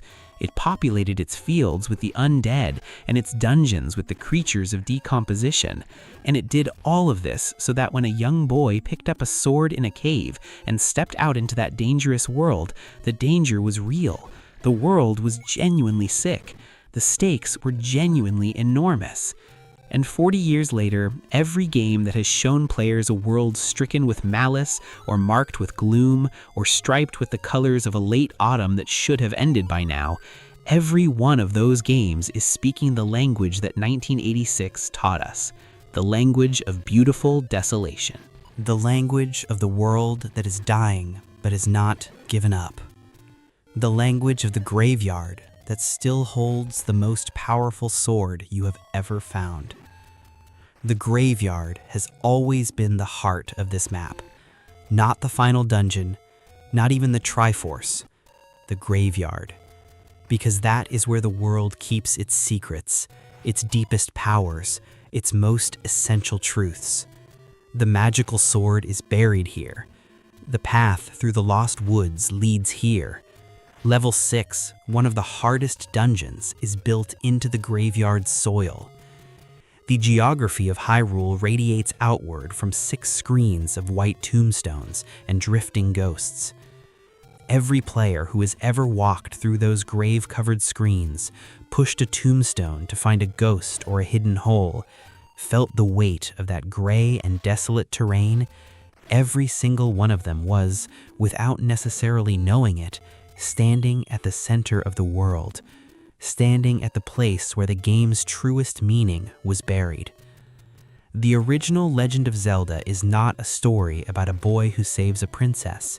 It is a story about a boy who enters a graveyard of a kingdom, navigates the landscape of its long decline, descends into the heart of its darkness, and returns something precious to a world that had already lost almost everything. And the map has been telling that story since 1986 in the only language it had. The colors of dying things, the names of mortal places, and the vast patient acreage of the dead. The world is dangerous. It always has been. It was already dangerous before Link picked up that sword, but it was still worth crossing. It was still worth fighting for. And that graveyard, at the end of the maze, at the heart of the decay, that graveyard had a sword buried in it the whole time. That sword was waiting for someone brave enough to arrive. It was waiting for you.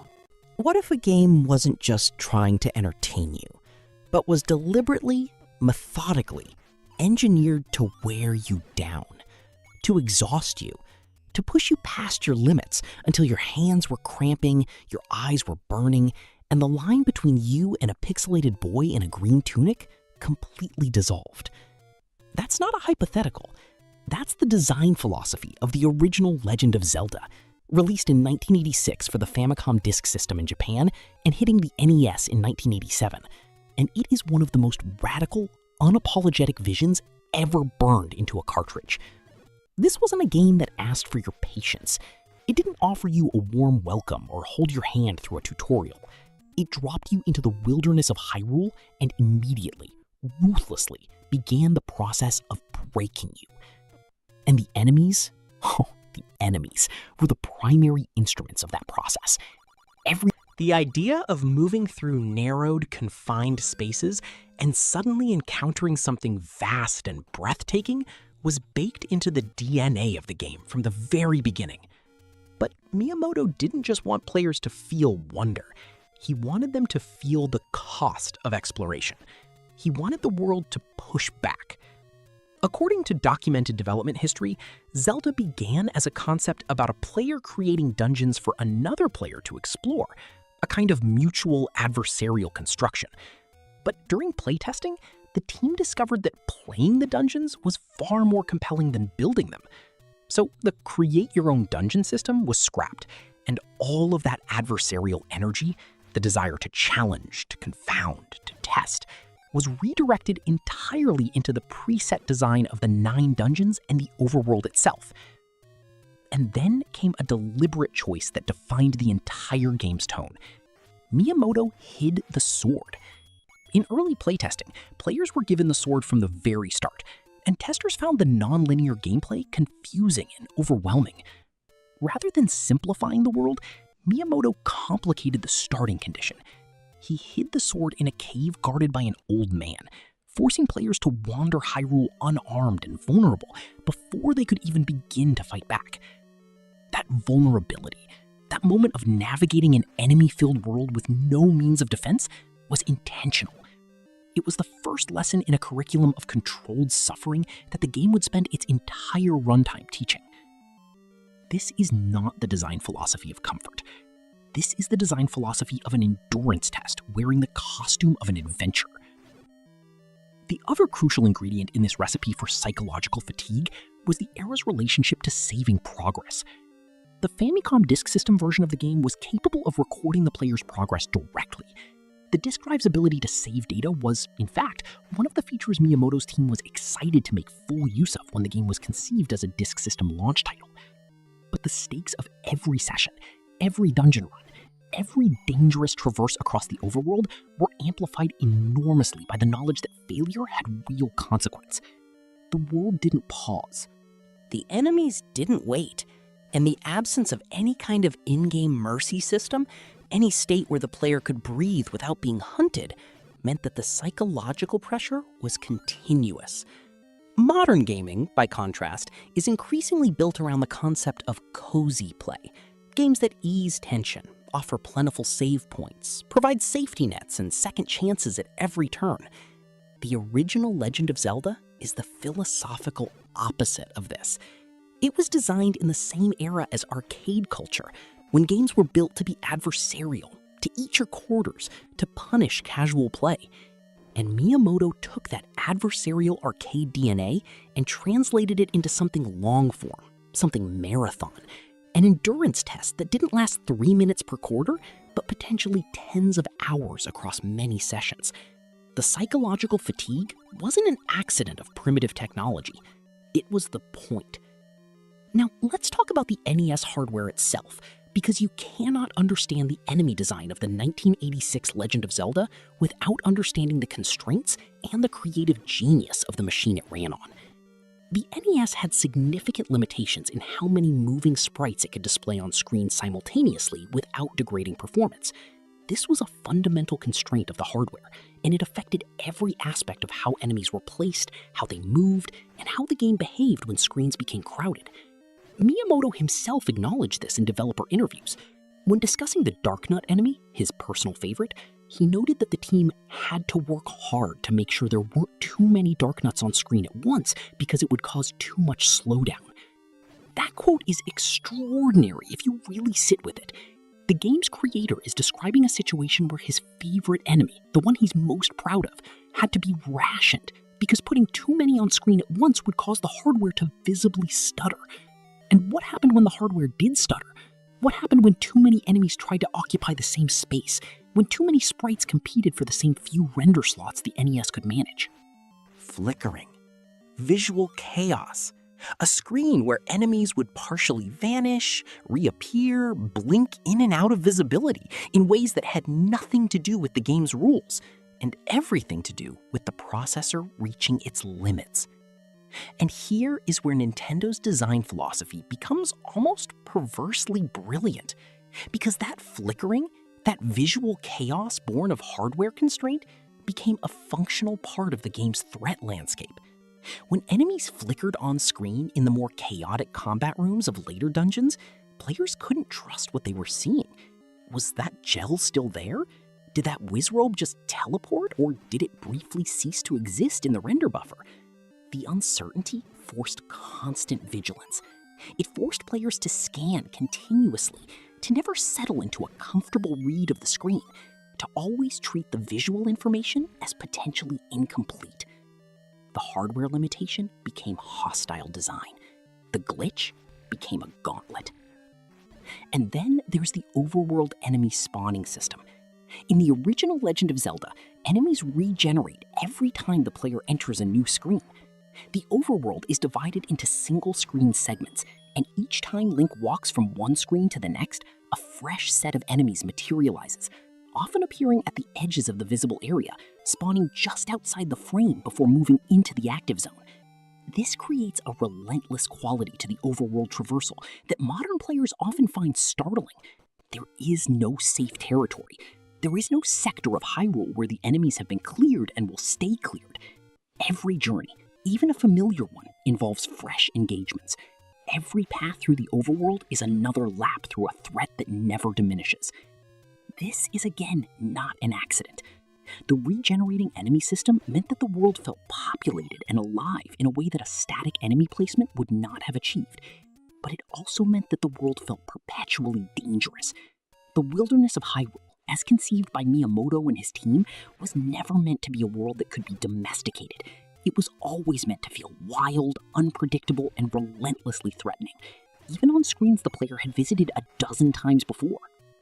Let's talk about the Octorok, because the humble Octorok, the very first enemy most players encounter in the original Legend of Zelda, is a masterclass in how to use simplicity to generate sustained psychological pressure. According to Zelda Wiki, Octoroks in the original Legend of Zelda are described as octopus-like monsters who slowly crawl about in an aimless path and randomly shoot rocks in either of the 4 cardinal directions. They come in red and blue variants, with the blue variant being significantly stronger, requiring 2 hits to defeat compared to the red variant's 1, and dealing greater damage on contact. That description, aimless path and randomly shoot rocks, sounds simple. It sounds almost trivial. And in isolation, meeting one Octorok is trivial. Players learn quickly that Octoroks can be blocked by the shield when facing them, and that their rock projectiles follow the 4 cardinal directions, meaning that a player moving diagonally can avoid them entirely. In theory, the Octorok is learnable, manageable, predictable. But the Octorok isn't designed to be fought in isolation. It's designed to be fought in numbers, on screens cluttered with other threats, in moments when the player's attention is divided. And here is where the Octorok's aimless path becomes genuinely sinister, because the randomness of its movement means that any learned pattern the player develops can be invalidated instantly.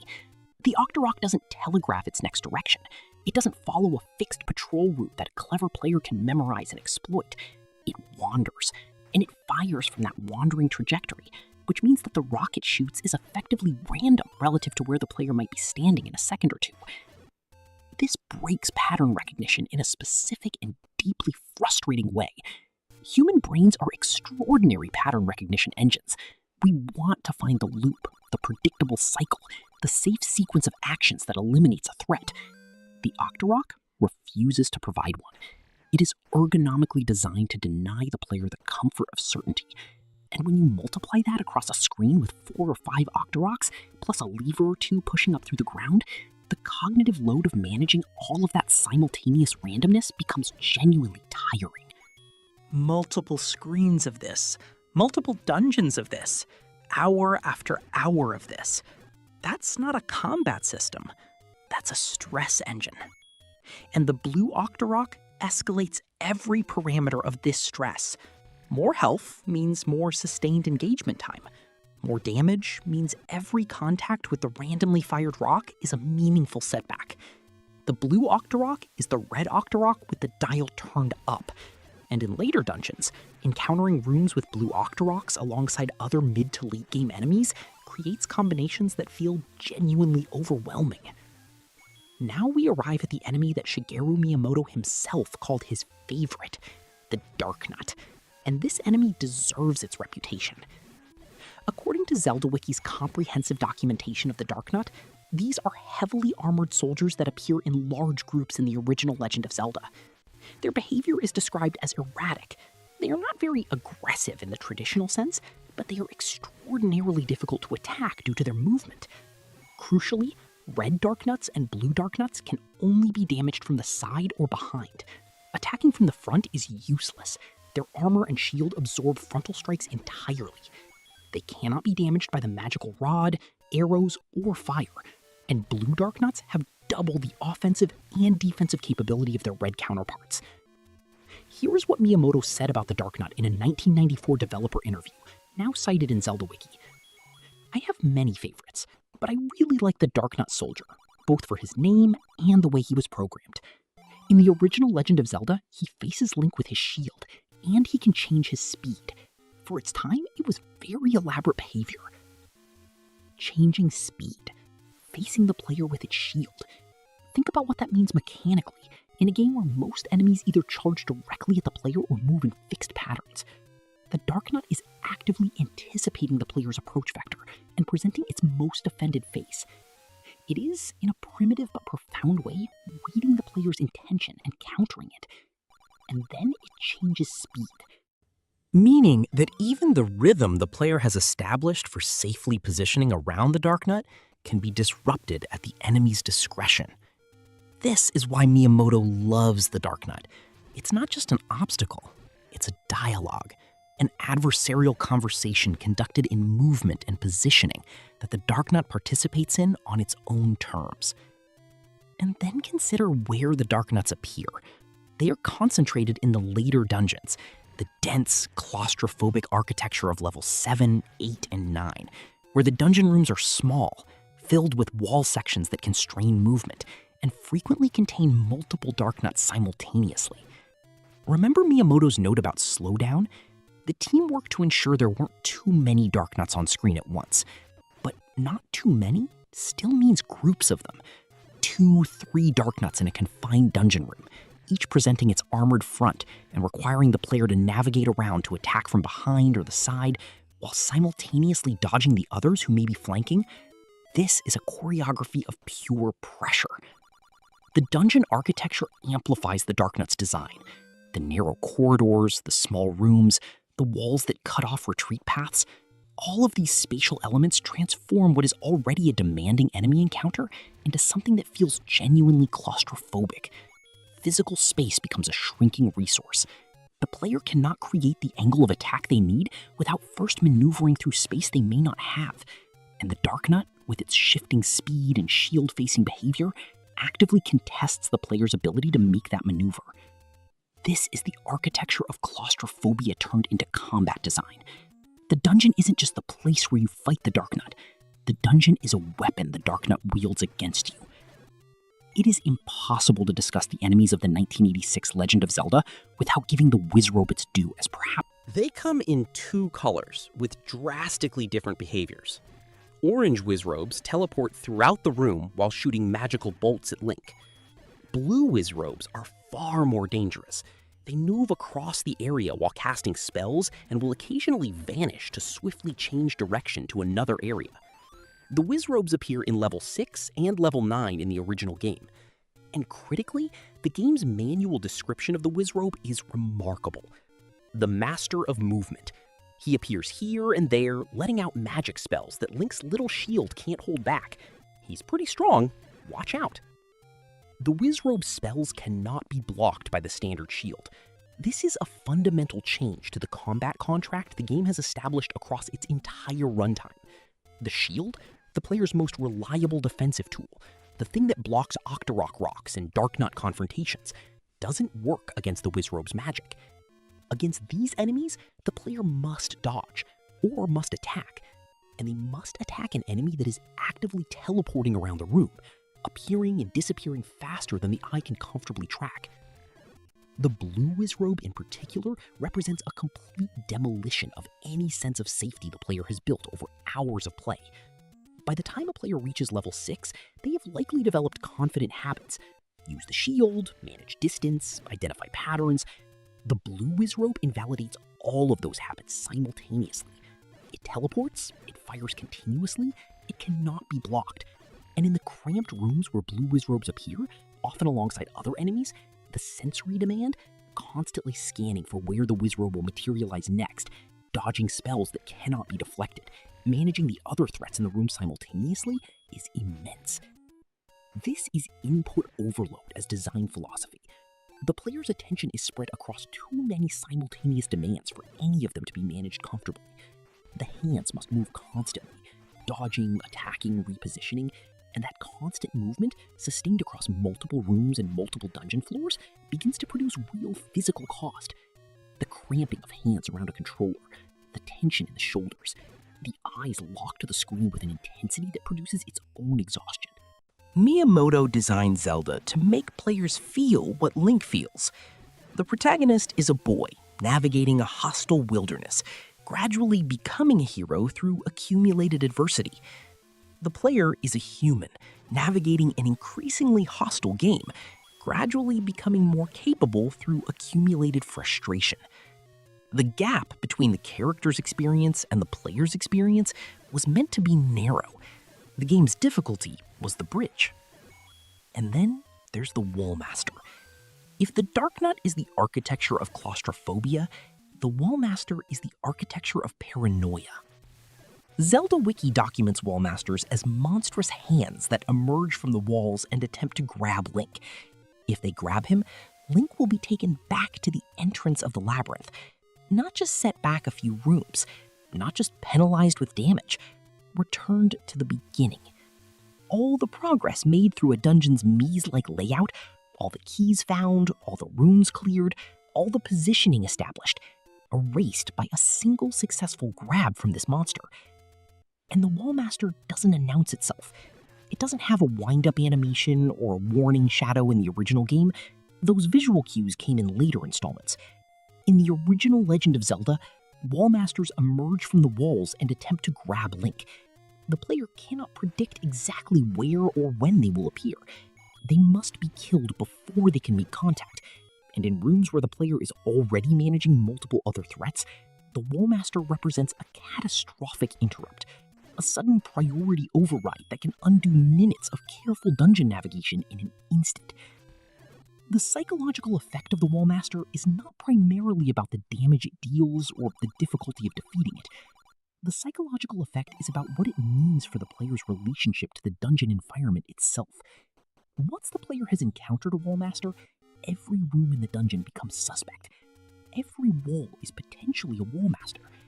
The player can't simply focus on the enemies in front of them because the threat could be coming from any surface at any moment. The dungeon stops being a navigable space and becomes a paranoid environment where nowhere is truly safe.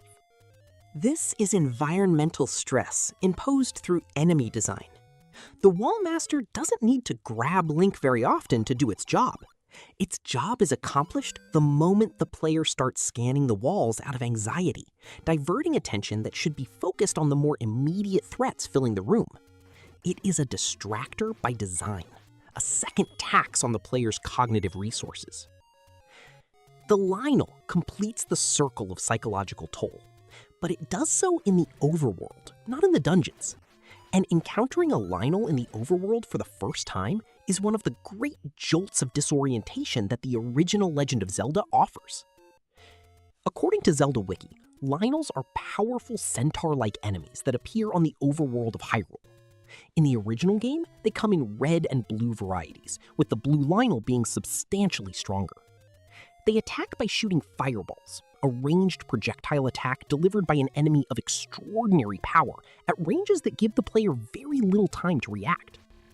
A blue Lionel in particular, encountered by an underprepared player in the early or middle portion of the game, is devastating.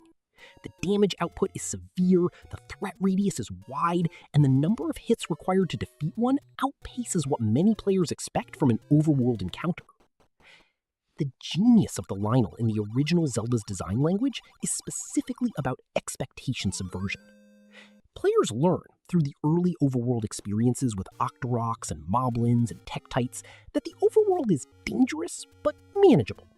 These enemies are tough, they regenerate, they deny the player comfort, but they can be navigated. The Lionel exists to shatter that learned confidence, to send the clear message that the overworld contains threats that are in a completely different category than what has come before, that the wilderness of Hyrule is genuinely beyond the player's current ability to control. This is how the game escalates its psychological toll, not through dungeon progression alone, but through overworld encounters that periodically redefine what dangerous means. The player thinks they understand the scale of the threat. Then they meet a blue Lionel, and they understand that they were wrong. The cumulative effect of all these encounters, the Octorok's denial of pattern, the Darknut's active counterpositioning, the Wizrobe's sensory overload, the Wallmaster's paranoia induction, the Lionel's expectation obliteration is something that operates at a level deeper than simple difficulty. By the time a player reaches the final dungeon of the original Legend of Zelda, level 9, they are experiencing something that can only be described as stamina depletion. Not just the Avatar's stamina. Link's heart containers are likely depleted and spent dozens of times over, but the player's own stamina.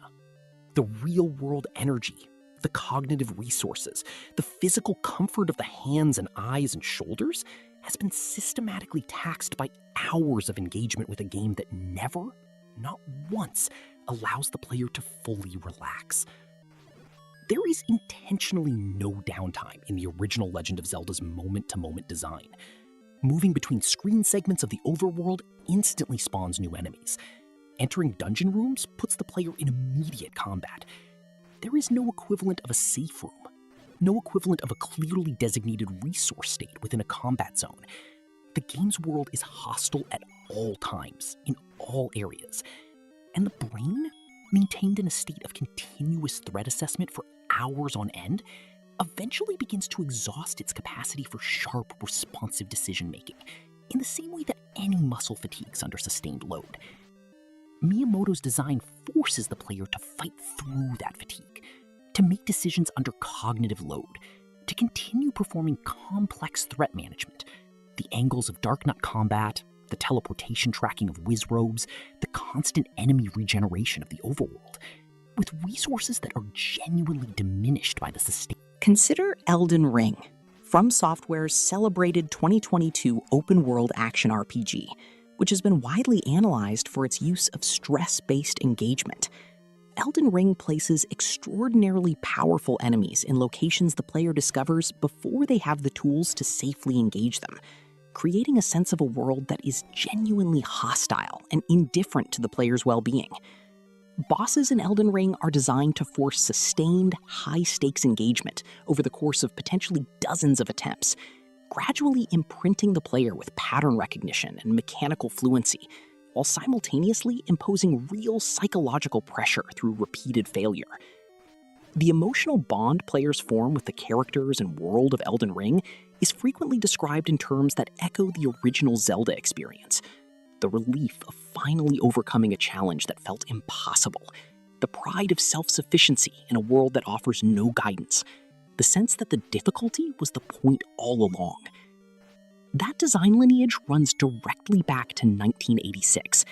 The original Legend of Zelda demonstrated that players could form extraordinary emotional bonds with games that refused to respect their comfort, that the adversarial stance of the design, the deliberate withholding of safety and certainty, created an intimacy between player and world that easier experiences simply could not match.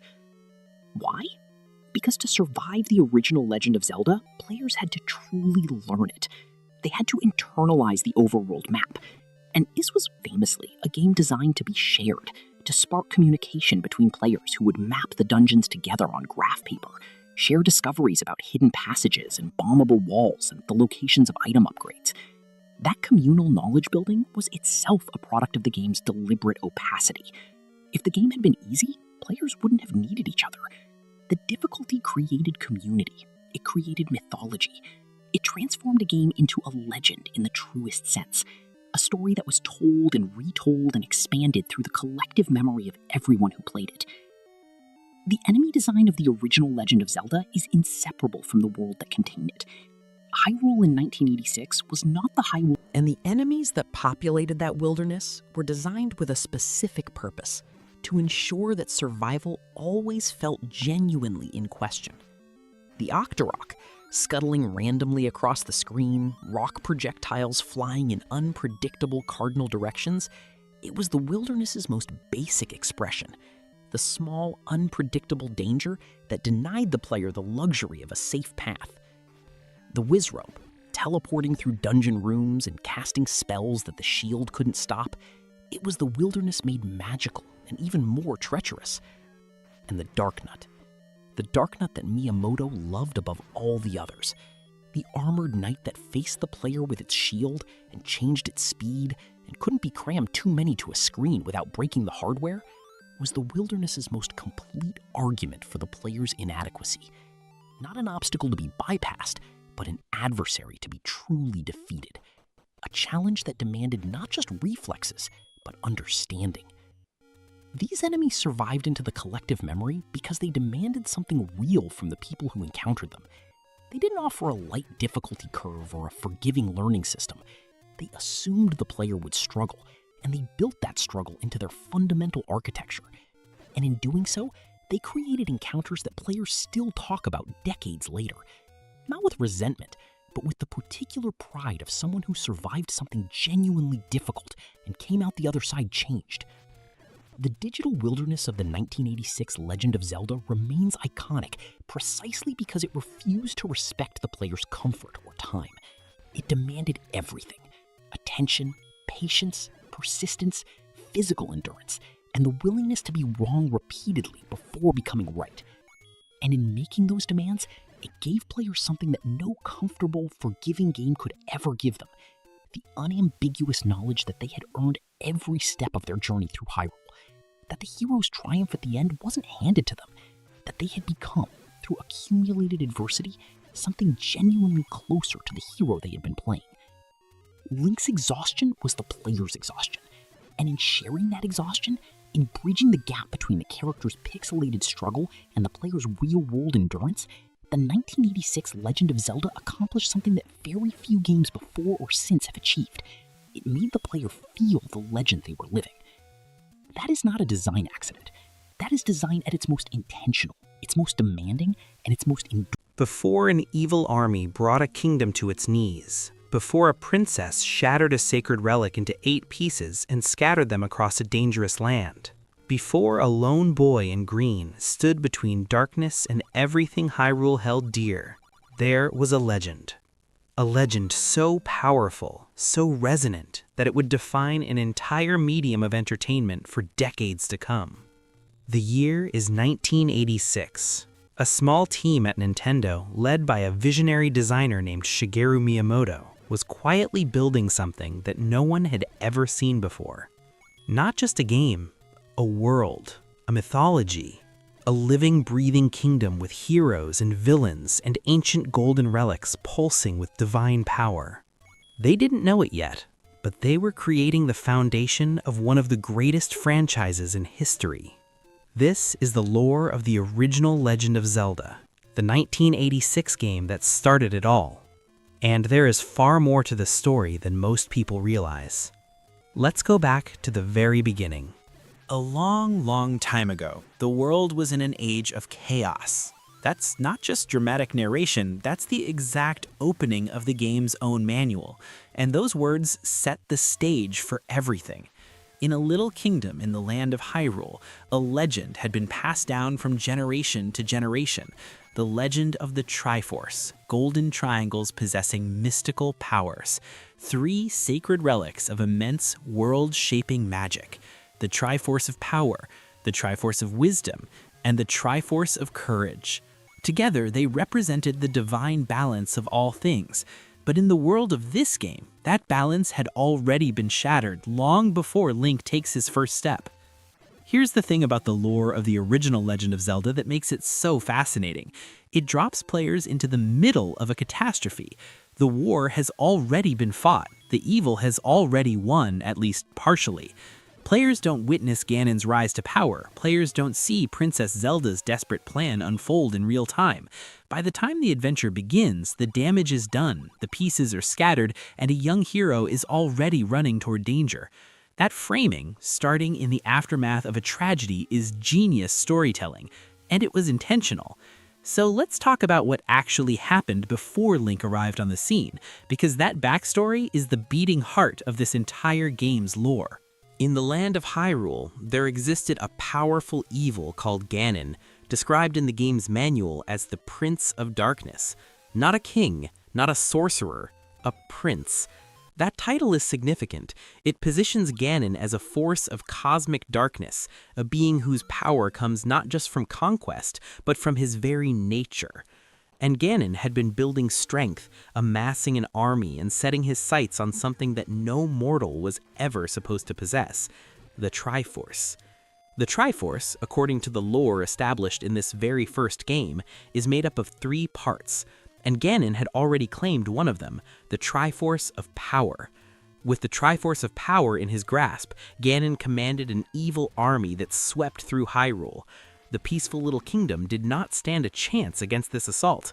The darkness fell quickly, brutally, and as Ganon's forces overran the land and claimed dominion over Death Mountain, only one person understood what needed to happen next: Princess Zelda. She knew what Ganon would do if he found the Triforce of Wisdom as well. With both pieces of the Triforce under his control, nothing in Hyrule, or perhaps anywhere in the world, could stop him. So she made a desperate choice, an act of both bravery and sacrifice that set the entire game in motion. Princess Zelda took the Triforce of Wisdom and broke it apart. She shattered it into 8 separate fragments and hid each one deep within the realm of Hyrule, scattering them across dangerous dungeons and hidden labyrinths, ensuring that Ganon couldn't simply take the relic for himself. Let that sink in for a moment. Zelda didn't run, she didn't just hide, she destroyed one of the most powerful magical artifacts in Hyrule's history, deliberately, strategically, to keep it out of evil hands. And then she did something else, something that would ultimately save the world. She sent for help. Zelda commanded her most trustworthy nursemaid, a woman named Impa, to escape into the land and find someone, not a knight, not a general, a person with enough courage to destroy the evil Ganon. That was the mission, find courage. And the moment Impa left on that errand, Ganon knew. He grew furious. He imprisoned Princess Zelda and sent his forces after Impa, determined to stop the search before it could succeed. But those forces were too slow. Impa fled through forests and over mountains, running until she had nearly nothing left. The manual paints this moment vividly. Impa, surrounded, exhausted, at the very limit of her endurance, cornered by Ganon's henchmen with no way out. And then, a young lad appeared. He drove off the henchmen. He saved Impa. His name was Link. Now, what makes Link's introduction so interesting from a lore perspective is that he wasn't sent. He wasn't chosen by some divine prophecy, at least not explicitly in this first game. He simply appeared. He was traveling, and chance, or perhaps something greater, put him in the path of Impa at exactly the right moment. Impa told him everything. The story of Princess Zelda, the evil of Ganon, the shattered Triforce of Wisdom waiting in 8 dungeons across Hyrule. And Link, according to the manual, was burning with a sense of justice. He didn't hesitate, he didn't negotiate, he simply resolved to save Zelda and set out into the chaos. That is the lore setup of the original Legend of Zelda. Simple on the surface, but rich with implication. Now let's talk about the world these events unfold in, because Hyrule in 1986 is a fascinating place. And understanding this world is key to understanding why the lore of this game continues to captivate fans nearly 4 decades later.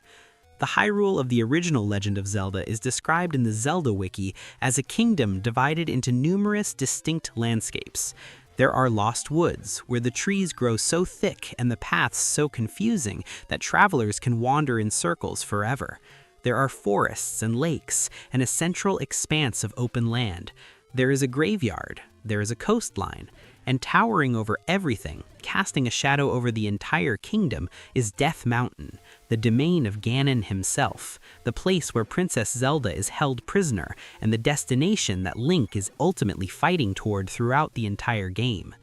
One important detail about the Hyrule of this original game: according to Zelda Wiki, the overworld is almost completely explorable from the very beginning. There is very little artificial restriction on where Link can travel. This design choice, which the franchise would famously return to with Breath of the Wild and Tears of the Kingdom, reflects something fundamental about the game's philosophy. Hyrule is not a series of corridors, it is a world, a place where secrets hide under every bush, behind every waterfall, beneath every suspicious-looking rock wall. The original game's Hyrule includes the Lost Hills, a maze-like series of screens where travelers keep looping back if they take the wrong path. It includes the Lost Woods, where only knowledge of the correct route allows passage. These aren't just gameplay challenges. They are a reflection of a world that has fallen into chaos, a world where the normal rules of navigation have broken down because darkness has disrupted the natural order. And then there are the dungeons. 9 dungeons stand between Link and the end of his quest, and each one is a lore landmark in its own right. These aren't just level designs, they are physical locations within the world of Hyrule, each with a name that evokes its shape and its story. The first dungeon is called the Eagle. Its layout, when seen on the map, resembles an eagle in flight. The Eagle is home to the first Triforce fragment, guarded by a boss named Aquamentus, a horned dragon-like creature that fires magical projectiles. Within the Eagle, Link can find the bow and the boomerang, early items that become essential tools throughout the journey. This is where the adventure truly begins, where Link first pushes into the darkness of Hyrule's underground and claims the first piece of the shattered Triforce of Wisdom. The second dungeon is the Moon, and here Link finds the magical boomerang, an upgrade to his starting weapon that travels farther and returns more reliably. The Moon's boss is a Dodongo, a large armored creature that can only be defeated by getting it to swallow bombs. Already, just 2 dungeons in, the game is communicating its core lore truth. In Hyrule, knowledge is power. Understanding your enemies, understanding how things work, is as important as raw strength. The third dungeon, the Manji, takes its name from an ancient symbol. It's here that Link acquires the Raft, a tool that allows him to cross large bodies of water and reach dungeons that would otherwise be completely inaccessible. The boss of the Manji is Monhandla, a massive plant creature with multiple attacking heads. Each dungeon is teaching Link something, giving him tools not just for the dungeon at hand, but for the challenges ahead. The fourth dungeon is the snake. It can only be reached using the raft from the Manji, demonstrating the interconnected, purposeful design of this world. The snake gives Link the stepladder, which allows crossing smaller gaps and waterways. And its boss? Another Gleeok, a multi-headed dragon that becomes more dangerous as its heads are severed. The fifth dungeon is the lizard, and it's hidden in the Lost Hills, that confusing, looping area of Hyrule's overworld. To find it, players must travel north repeatedly from a specific screen, resisting the temptation to go any other direction.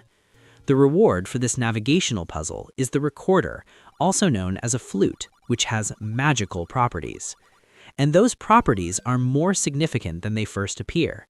The recorder can not only warp Link across Hyrule, it is the key to defeating the lizard's boss, a creature called Digdogger. When the recorder is played, Digdogger shrinks and becomes vulnerable. That is genuinely remarkable lore-adjacent design. An item found in a dungeon is both a travel tool and the specific weakness of that same dungeon's boss. The world of Hyrule feels like a place where everything is connected, where knowledge ripples outward in unexpected ways. The sixth dungeon is the Dragon. This is widely regarded as one of the hardest dungeons in the game, a brutal maze that challenges players with its layout as much as its enemies. Inside, Link can find the magical rod, a powerful weapon that fires magical beams. The boss of the dragon is Goma, a giant one-eyed crab creature whose eye can only be hit with an arrow when it is open. Timing, patience, and precision. These are the virtues this world demands. The seventh dungeon is the demon, and the eighth is the lion. The lion is particularly noteworthy because its entrance is hidden behind a bush that must be burned with a candle, another example of how Hyrule's secrets require preparation and knowledge to unlock. The lion houses the Book of Magic, an upgrade to the magical rod, as well as the magical key, a tool that can open any locked door in any dungeon without consuming limited keys. And then there is the ninth dungeon, Death Mountain itself. Death Mountain is not just a dungeon, it is the culmination of everything. It is Ganon's fortress. It is the place where Princess Zelda is imprisoned, and it is only accessible after Link has recovered all 8 fragments of the Triforce of Wisdom and reassembled the mystical triangle. According to Zelda Wiki, the entrance to Death Mountain is found at a place called Spectacle Rock, a massive 2-peaked rock formation in Hyrule's landscape. And that entrance is hidden. Link must bomb the left eye of the rock formation to reveal the door into the final dungeon. Even the approach to Death Mountain is harrowing. The overworld screens near Spectacle Rock are swarming with some of the most dangerous enemies in the game. Blue and red Lynels, powerful centaur-like creatures that can devastate an unprepared adventurer. The world itself is fighting Link at every step, throwing everything it has at him to keep him from reaching Ganon. Inside Death Mountain, the dungeon is enormous and deliberately difficult. There are 16 locked doors throughout this dungeon, but only 4 small keys available to find, unless Link collected the magical key from the lion in the previous dungeon, in which case those doors become far more manageable. This detail reveals something about how the game rewards thorough exploration and careful preparation. Players who did their homework, who explored every previous dungeon completely, who collected every optional item, will have a significantly easier time in Ganon's fortress. Those who rushed will struggle. Within Death Mountain, 2 important items await. The Red Ring, which upgrades Link's tunic and allows him to sustain even more damage in battle, and the Silver Arrow, the weapon that will determine the fate of everything. Because here is the truth about Ganon. The sword alone cannot destroy him. The final confrontation with Ganon is one of the most memorable moments in gaming history, and from a lore perspective, it is loaded with significance. When Link walks into Ganon's chamber with the fully restored Triforce of Wisdom in his possession, he holds it aloft, and Ganon becomes visible. For one terrible moment, the Prince of Darkness stands revealed, a large, pig-like creature, the embodiment of evil itself. And then, the fight begins. Ganon is invisible throughout most of the battle. He warps around the room, firing fireballs at Link from directions that are impossible to predict. The only way to damage him is to swing the sword and hope to connect with his invisible form. This is, from a lore standpoint, absolutely perfect. Darkness is difficult to fight. Evil does not stand still and wait for heroes to strike it. Ganon represents chaos, unpredictability, the terrifying power of a force that cannot be easily seen or understood. But there is a way to wound him. After enough sword strikes, Ganon becomes visible briefly, his form turning brownish as though the light of the Triforce is beginning to affect him. And in that moment, with Ganon momentarily vulnerable, Link must fire the Silver Arrow. The Silver Arrow is the key to everything. Without it, the fight cannot end. No matter how many times Link hits Ganon with the sword, without a Silver Arrow, Ganon will eventually recover and the battle will restart from the beginning. The Silver Arrow is the weapon that truly destroys darkness, and once it strikes Ganon in his weakened state, the Prince of Darkness falls. He's reduced to ashes. The Triforce of Power, the fragment he had stolen at the very beginning of this story, is left behind. Link collects the Triforce of Power. He walks through the door directly ahead, and there, he finds Princess Zelda. Hyrule is saved. But that ending raises questions that are absolutely central to the lore of the entire Zelda series. Because the Triforce is now divided. Link holds the Triforce of Power, reclaimed from Ganon's ashes. Zelda had possessed the Triforce of Wisdom, now reassembled. And the Triforce of Courage is nowhere to be found. Not in this game. Not yet. This deliberate incompleteness is one of the most fascinating lore decisions in the original Legend of Zelda. The adventure ends, yes. The princess is saved, yes. But the full picture of the Triforce remains elusive. This isn't a mistake or an oversight. The seeds of what would become one of gaming's richest mythologies were planted right here in this original 1986 adventure. The incomplete Triforce becomes the foundation of the direct sequel, Zelda 2: The Adventure of Link, which centers on finding the Triforce of Courage. Both games are explicitly linked in continuity, according to Zelda Wiki. The Legend of Zelda and its sequel tell a two-part story about the three pieces of the Triforce being sought, claimed, and ultimately used to protect Hyrule from the shadow of Ganon's revival. Now let's talk about the characters themselves, because the lore of 1986 introduced personalities that would echo through every subsequent entry in this franchise. Link is the hero, but what is Link exactly? The original game describes him simply as a boy, a young lad who happened to be in the right place at the right moment. He has no divine appointment in this first story. He isn't called by a goddess or selected by prophecy. He arrives because he was traveling and encountered someone in danger. And his response, to act, to fight for justice, to take on an overwhelming quest because it was the right thing to do, establishes the character's core identity permanently. Link is the embodiment of courage, not because he was born to it, but because he chooses it. In the original Legend of Zelda, Link's hair is depicted in official art and character design as having a reddish tone, a detail noted by Zelda Wiki, which points out that Princess Zelda's hair is also depicted as red in both this game and The Adventure of Link, differentiating her appearance from later installments, where her hair is typically blonde. These early design choices reflect how much the series' visual language evolved over time, but the essence of these characters, the courage, the wisdom, the willingness to sacrifice, remained completely consistent. Princess Zelda herself is one of the most remarkable figures in gaming history, and her role in the 1986 lore is more active than she sometimes gets credit for. Zelda does not simply wait to be rescued. Before the game even begins, she has already made the pivotal strategic decision that gives Link any chance at all. She destroyed the Triforce of Wisdom. She gave Impa a mission. She orchestrated the resistance as Ganon's forces closed in around her. By the time she is imprisoned, she has already done everything within her power to ensure Hyrule's survival. That is not a passive princess. That is a leader. And then there is Impa, Zelda's nursemaid and most trusted companion. Impa's role in the lore of this first game is the connecting thread between the trapped princess and the wandering hero. Without Impa's mission, without her desperate flight through forests and mountains, without her moment of near capture and miraculous rescue, Link would never have known about Hyrule's plight.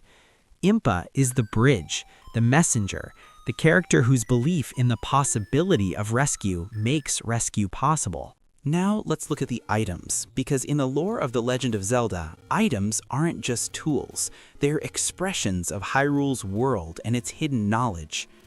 The sword that Link finds at the very start of the game is given to him by an old man, a mysterious figure hidden in a cave near the game's starting screen. The old man's words are iconic, advice to take the sword because it is dangerous to go alone. This anonymous, wise figure represents something profound in the lore of Hyrule, the idea that knowledge and guidance exist in this world for those brave enough to seek it out. Throughout the dungeons, Link collects items that expand his abilities in remarkable ways. The boomerang stuns enemies and can retrieve items from across the screen. The magical boomerang from the second dungeon travels farther and is more powerful. Bombs open secret passages and destroy certain walls that look identical to their surroundings, rewarding players who approach the world with curiosity. The bow and arrow combination, found across different locations, becomes the weapon that can harm certain bosses, and ultimately, the silver arrow becomes the weapon that ends the darkness itself. The raft allows Link to sail across water to islands and peninsulas that would otherwise be completely cut off. The stepladder allows crossing smaller gaps. The recorder opens sealed caves and warps Link across the map. The candle burns bushes and illuminates dark rooms. The magical rod fires beams of energy. The Book of Magic, called the Bible in the original Japanese release, a name changed for Western audiences due to Nintendo of America's content guidelines, enhances the power of the magical rod. Each of these items represents a piece of Hyrule's hidden potential. The kingdom is full of knowledge, tools, and power waiting to be unlocked by someone brave and curious enough to look. That thematic idea that the world rewards the courageous and the observant is one of the deepest lore truths of the entire franchise, established right here in 1986. And then there are the old men and the merchants hiding in caves throughout Hyrule. Some give items freely, some sell items for rupees, some offer cryptic hints about the world. The advice these figures give, the tips about which direction to travel or what technique to use, reflects the idea that in Hyrule, wisdom lives everywhere, in caves, in dark corners, in unlikely places. The world is generous to those who explore it with open eyes. Let's talk about one of the most significant lore elements of this game, the concept of the second quest. After completing The Legend of Zelda, after defeating Ganon, saving Zelda, and restoring peace to Hyrule, the game does something completely unexpected. It doesn't end, it restarts with a twist. The second quest presents an entirely different arrangement of dungeons. Their locations change, the items within them are shuffled, the enemies are stronger, the challenge is dramatically elevated, and the entire experience presents itself as a separate, harder version of the same story. But here's the lore implication that's genuinely interesting. Entering the name Zelda at the game's file select screen immediately unlocks the second quest. According to Zelda Wiki, this was an intentional Easter egg, a nod to the character whose name graces the game's title. And the second quest can be replayed each time it's completed, creating an endless cycle of challenge. What does the second quest mean for the lore? It suggests that the story of Hyrule repeats, that the cycle of darkness and light, of evil rising and a hero answering the call is not a one-time event. It is a pattern, an eternal pattern written into the very nature of this kingdom. This idea that the struggle between good and evil in Hyrule is cyclical, that heroes in darkness will always rise and fall and rise again, became one of the foundational concepts of the entire Legend of Zelda mythology. The Zelda timeline, the recurring heroes, the endless reincarnations of Link and Zelda and Ganon, all of it traces back in spirit to that second quest. The first time a player finished The Legend of Zelda and saw the world begin again, the DNA of one of gaming's greatest mythologies was already being written. Now, let's examine a fascinating aspect of this game's creation that directly shaped its lore: the real-world story of how The Legend of Zelda was born. According to Zelda Wiki, the game was developed by Nintendo's R&D 4 division under the direction of Shigeru Miyamoto, with Takashi Tezuka serving as co-director. Miyamoto has spoken about how the game's inspiration came from his own childhood explorations, wandering through the countryside and hillsides near his home in Japan, discovering ponds and caves and pathways that seemed to lead into unknown places. That sense of discovery, of a world full of hidden things waiting for an adventurous spirit to find them, became the core design philosophy of The Legend of Zelda. For the medieval setting and story, Takashi Tezuka drew inspiration from J.R.R. Tolkien's Lord of the Rings. The legendary fantasy novels about hobbits and rings of power and vast quests across magical worlds left a clear mark on Hyrule's sensibility. The epic scope, the world full of ancient magic, the sense that the land itself has a deep history stretching back before any single hero's story began. And here is one of the most remarkable lore-adjacent facts about this game's creation. The game's title, specifically the name Zelda, came from a completely unexpected source. Shigeru Miyamoto wanted to call the game The Legend of something. According to Zelda Wiki, a public relations planner suggested Zelda, specifically inspired by the name of Zelda Fitzgerald, the wife of famous American novelist F. Scott Fitzgerald. Miyamoto liked the name. It had a musical quality to it, an elegance, and so the princess who would define the franchise, whose name would grace every entry across nearly 40 years, was named after a real historical figure from the jazz age of 20th century America. That is extraordinary. The most recognizable name in gaming history, attached to one of the most beloved fictional characters ever created, originated with a real person who lived a century ago. The game was also originally developed as a launch title for the Famicom Disk System in Japan, released on February 21, 1986. The Japanese version of the game is known as the Hyrule Fantasy: The Legend of Zelda, a title that emphasizes the world and its mythological weight even more explicitly than the international name. And crucially, the Famicom Disk System had an extra sound channel that the Western NES cartridge release did not, which is why the music sounds slightly different between versions, most noticeably on the title screen. When the game arrived in North America, Nintendo of America had concerns about how players would respond to such an open, non-linear adventure. At the time, most video games told players exactly where to go and what to do. The Legend of Zelda did not. So the American manual was expanded with extensive hints and tips, suggestions to help players navigate a world that was, by design, full of mystery and uncertainty. Even the manual was an act of trust in the player's curiosity. Let's also address the remarkable legacy of some of this game's most iconic phrases and moments, because lore isn't just plot, it's the cultural fabric that grows up around a story over time. In the caves of Hyrule, players occasionally encounter moblins, a type of enemy, who offer cryptic messages. One message became immortal. It's a secret to everybody. This phrase from a moblin who accompanies a gift of rupees captures something essential about The Legend of Zelda's relationship with its players. The world is full of secrets, and some of those secrets are entrusted to the player as a kind of gift, a reward for curiosity. According to Zelda Wiki, this specific quote became a popular cultural touchstone among gamers over the years, referenced and celebrated decades after its original appearance. The old man at the beginning of the game, who gives Link his first sword, offers another piece of iconic phrasing that became legendary: advice that the journey ahead is too dangerous to face alone, and that the sword will help. This simple exchange between an old stranger and a young adventurer captures the entire spirit of The Legend of Zelda in just a few words.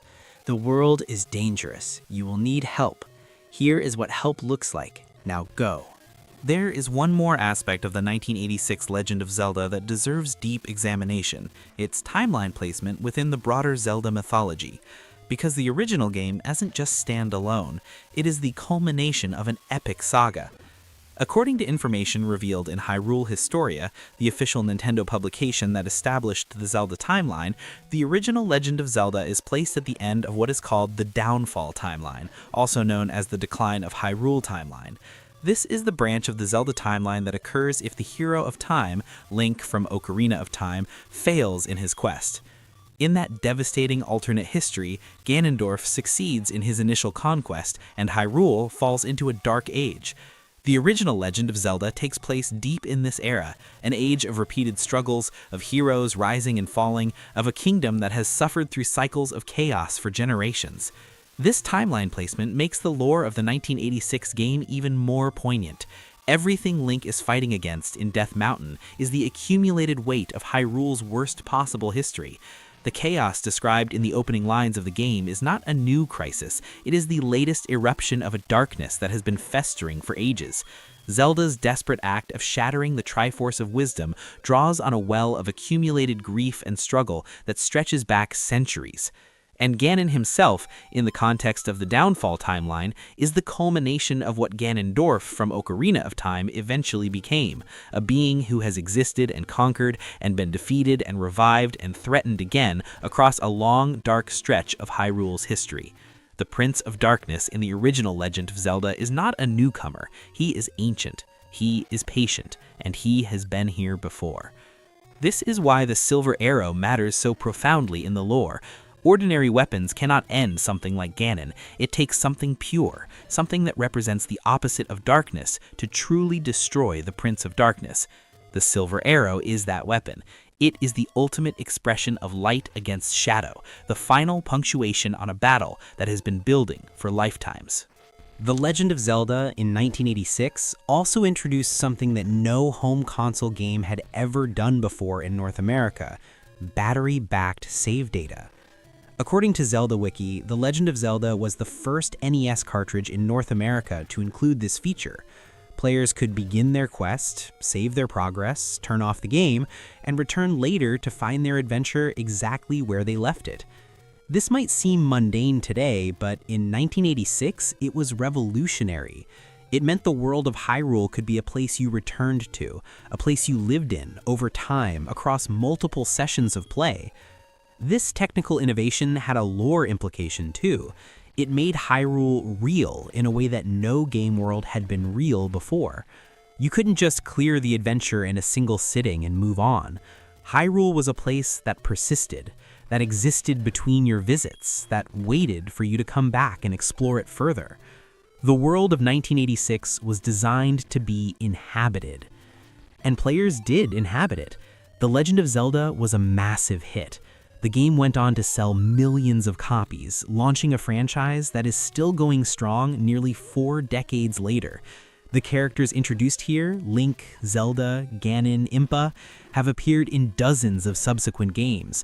The items first seen here, the boomerang, the bow, the bombs, became recurring elements of the series' vocabulary.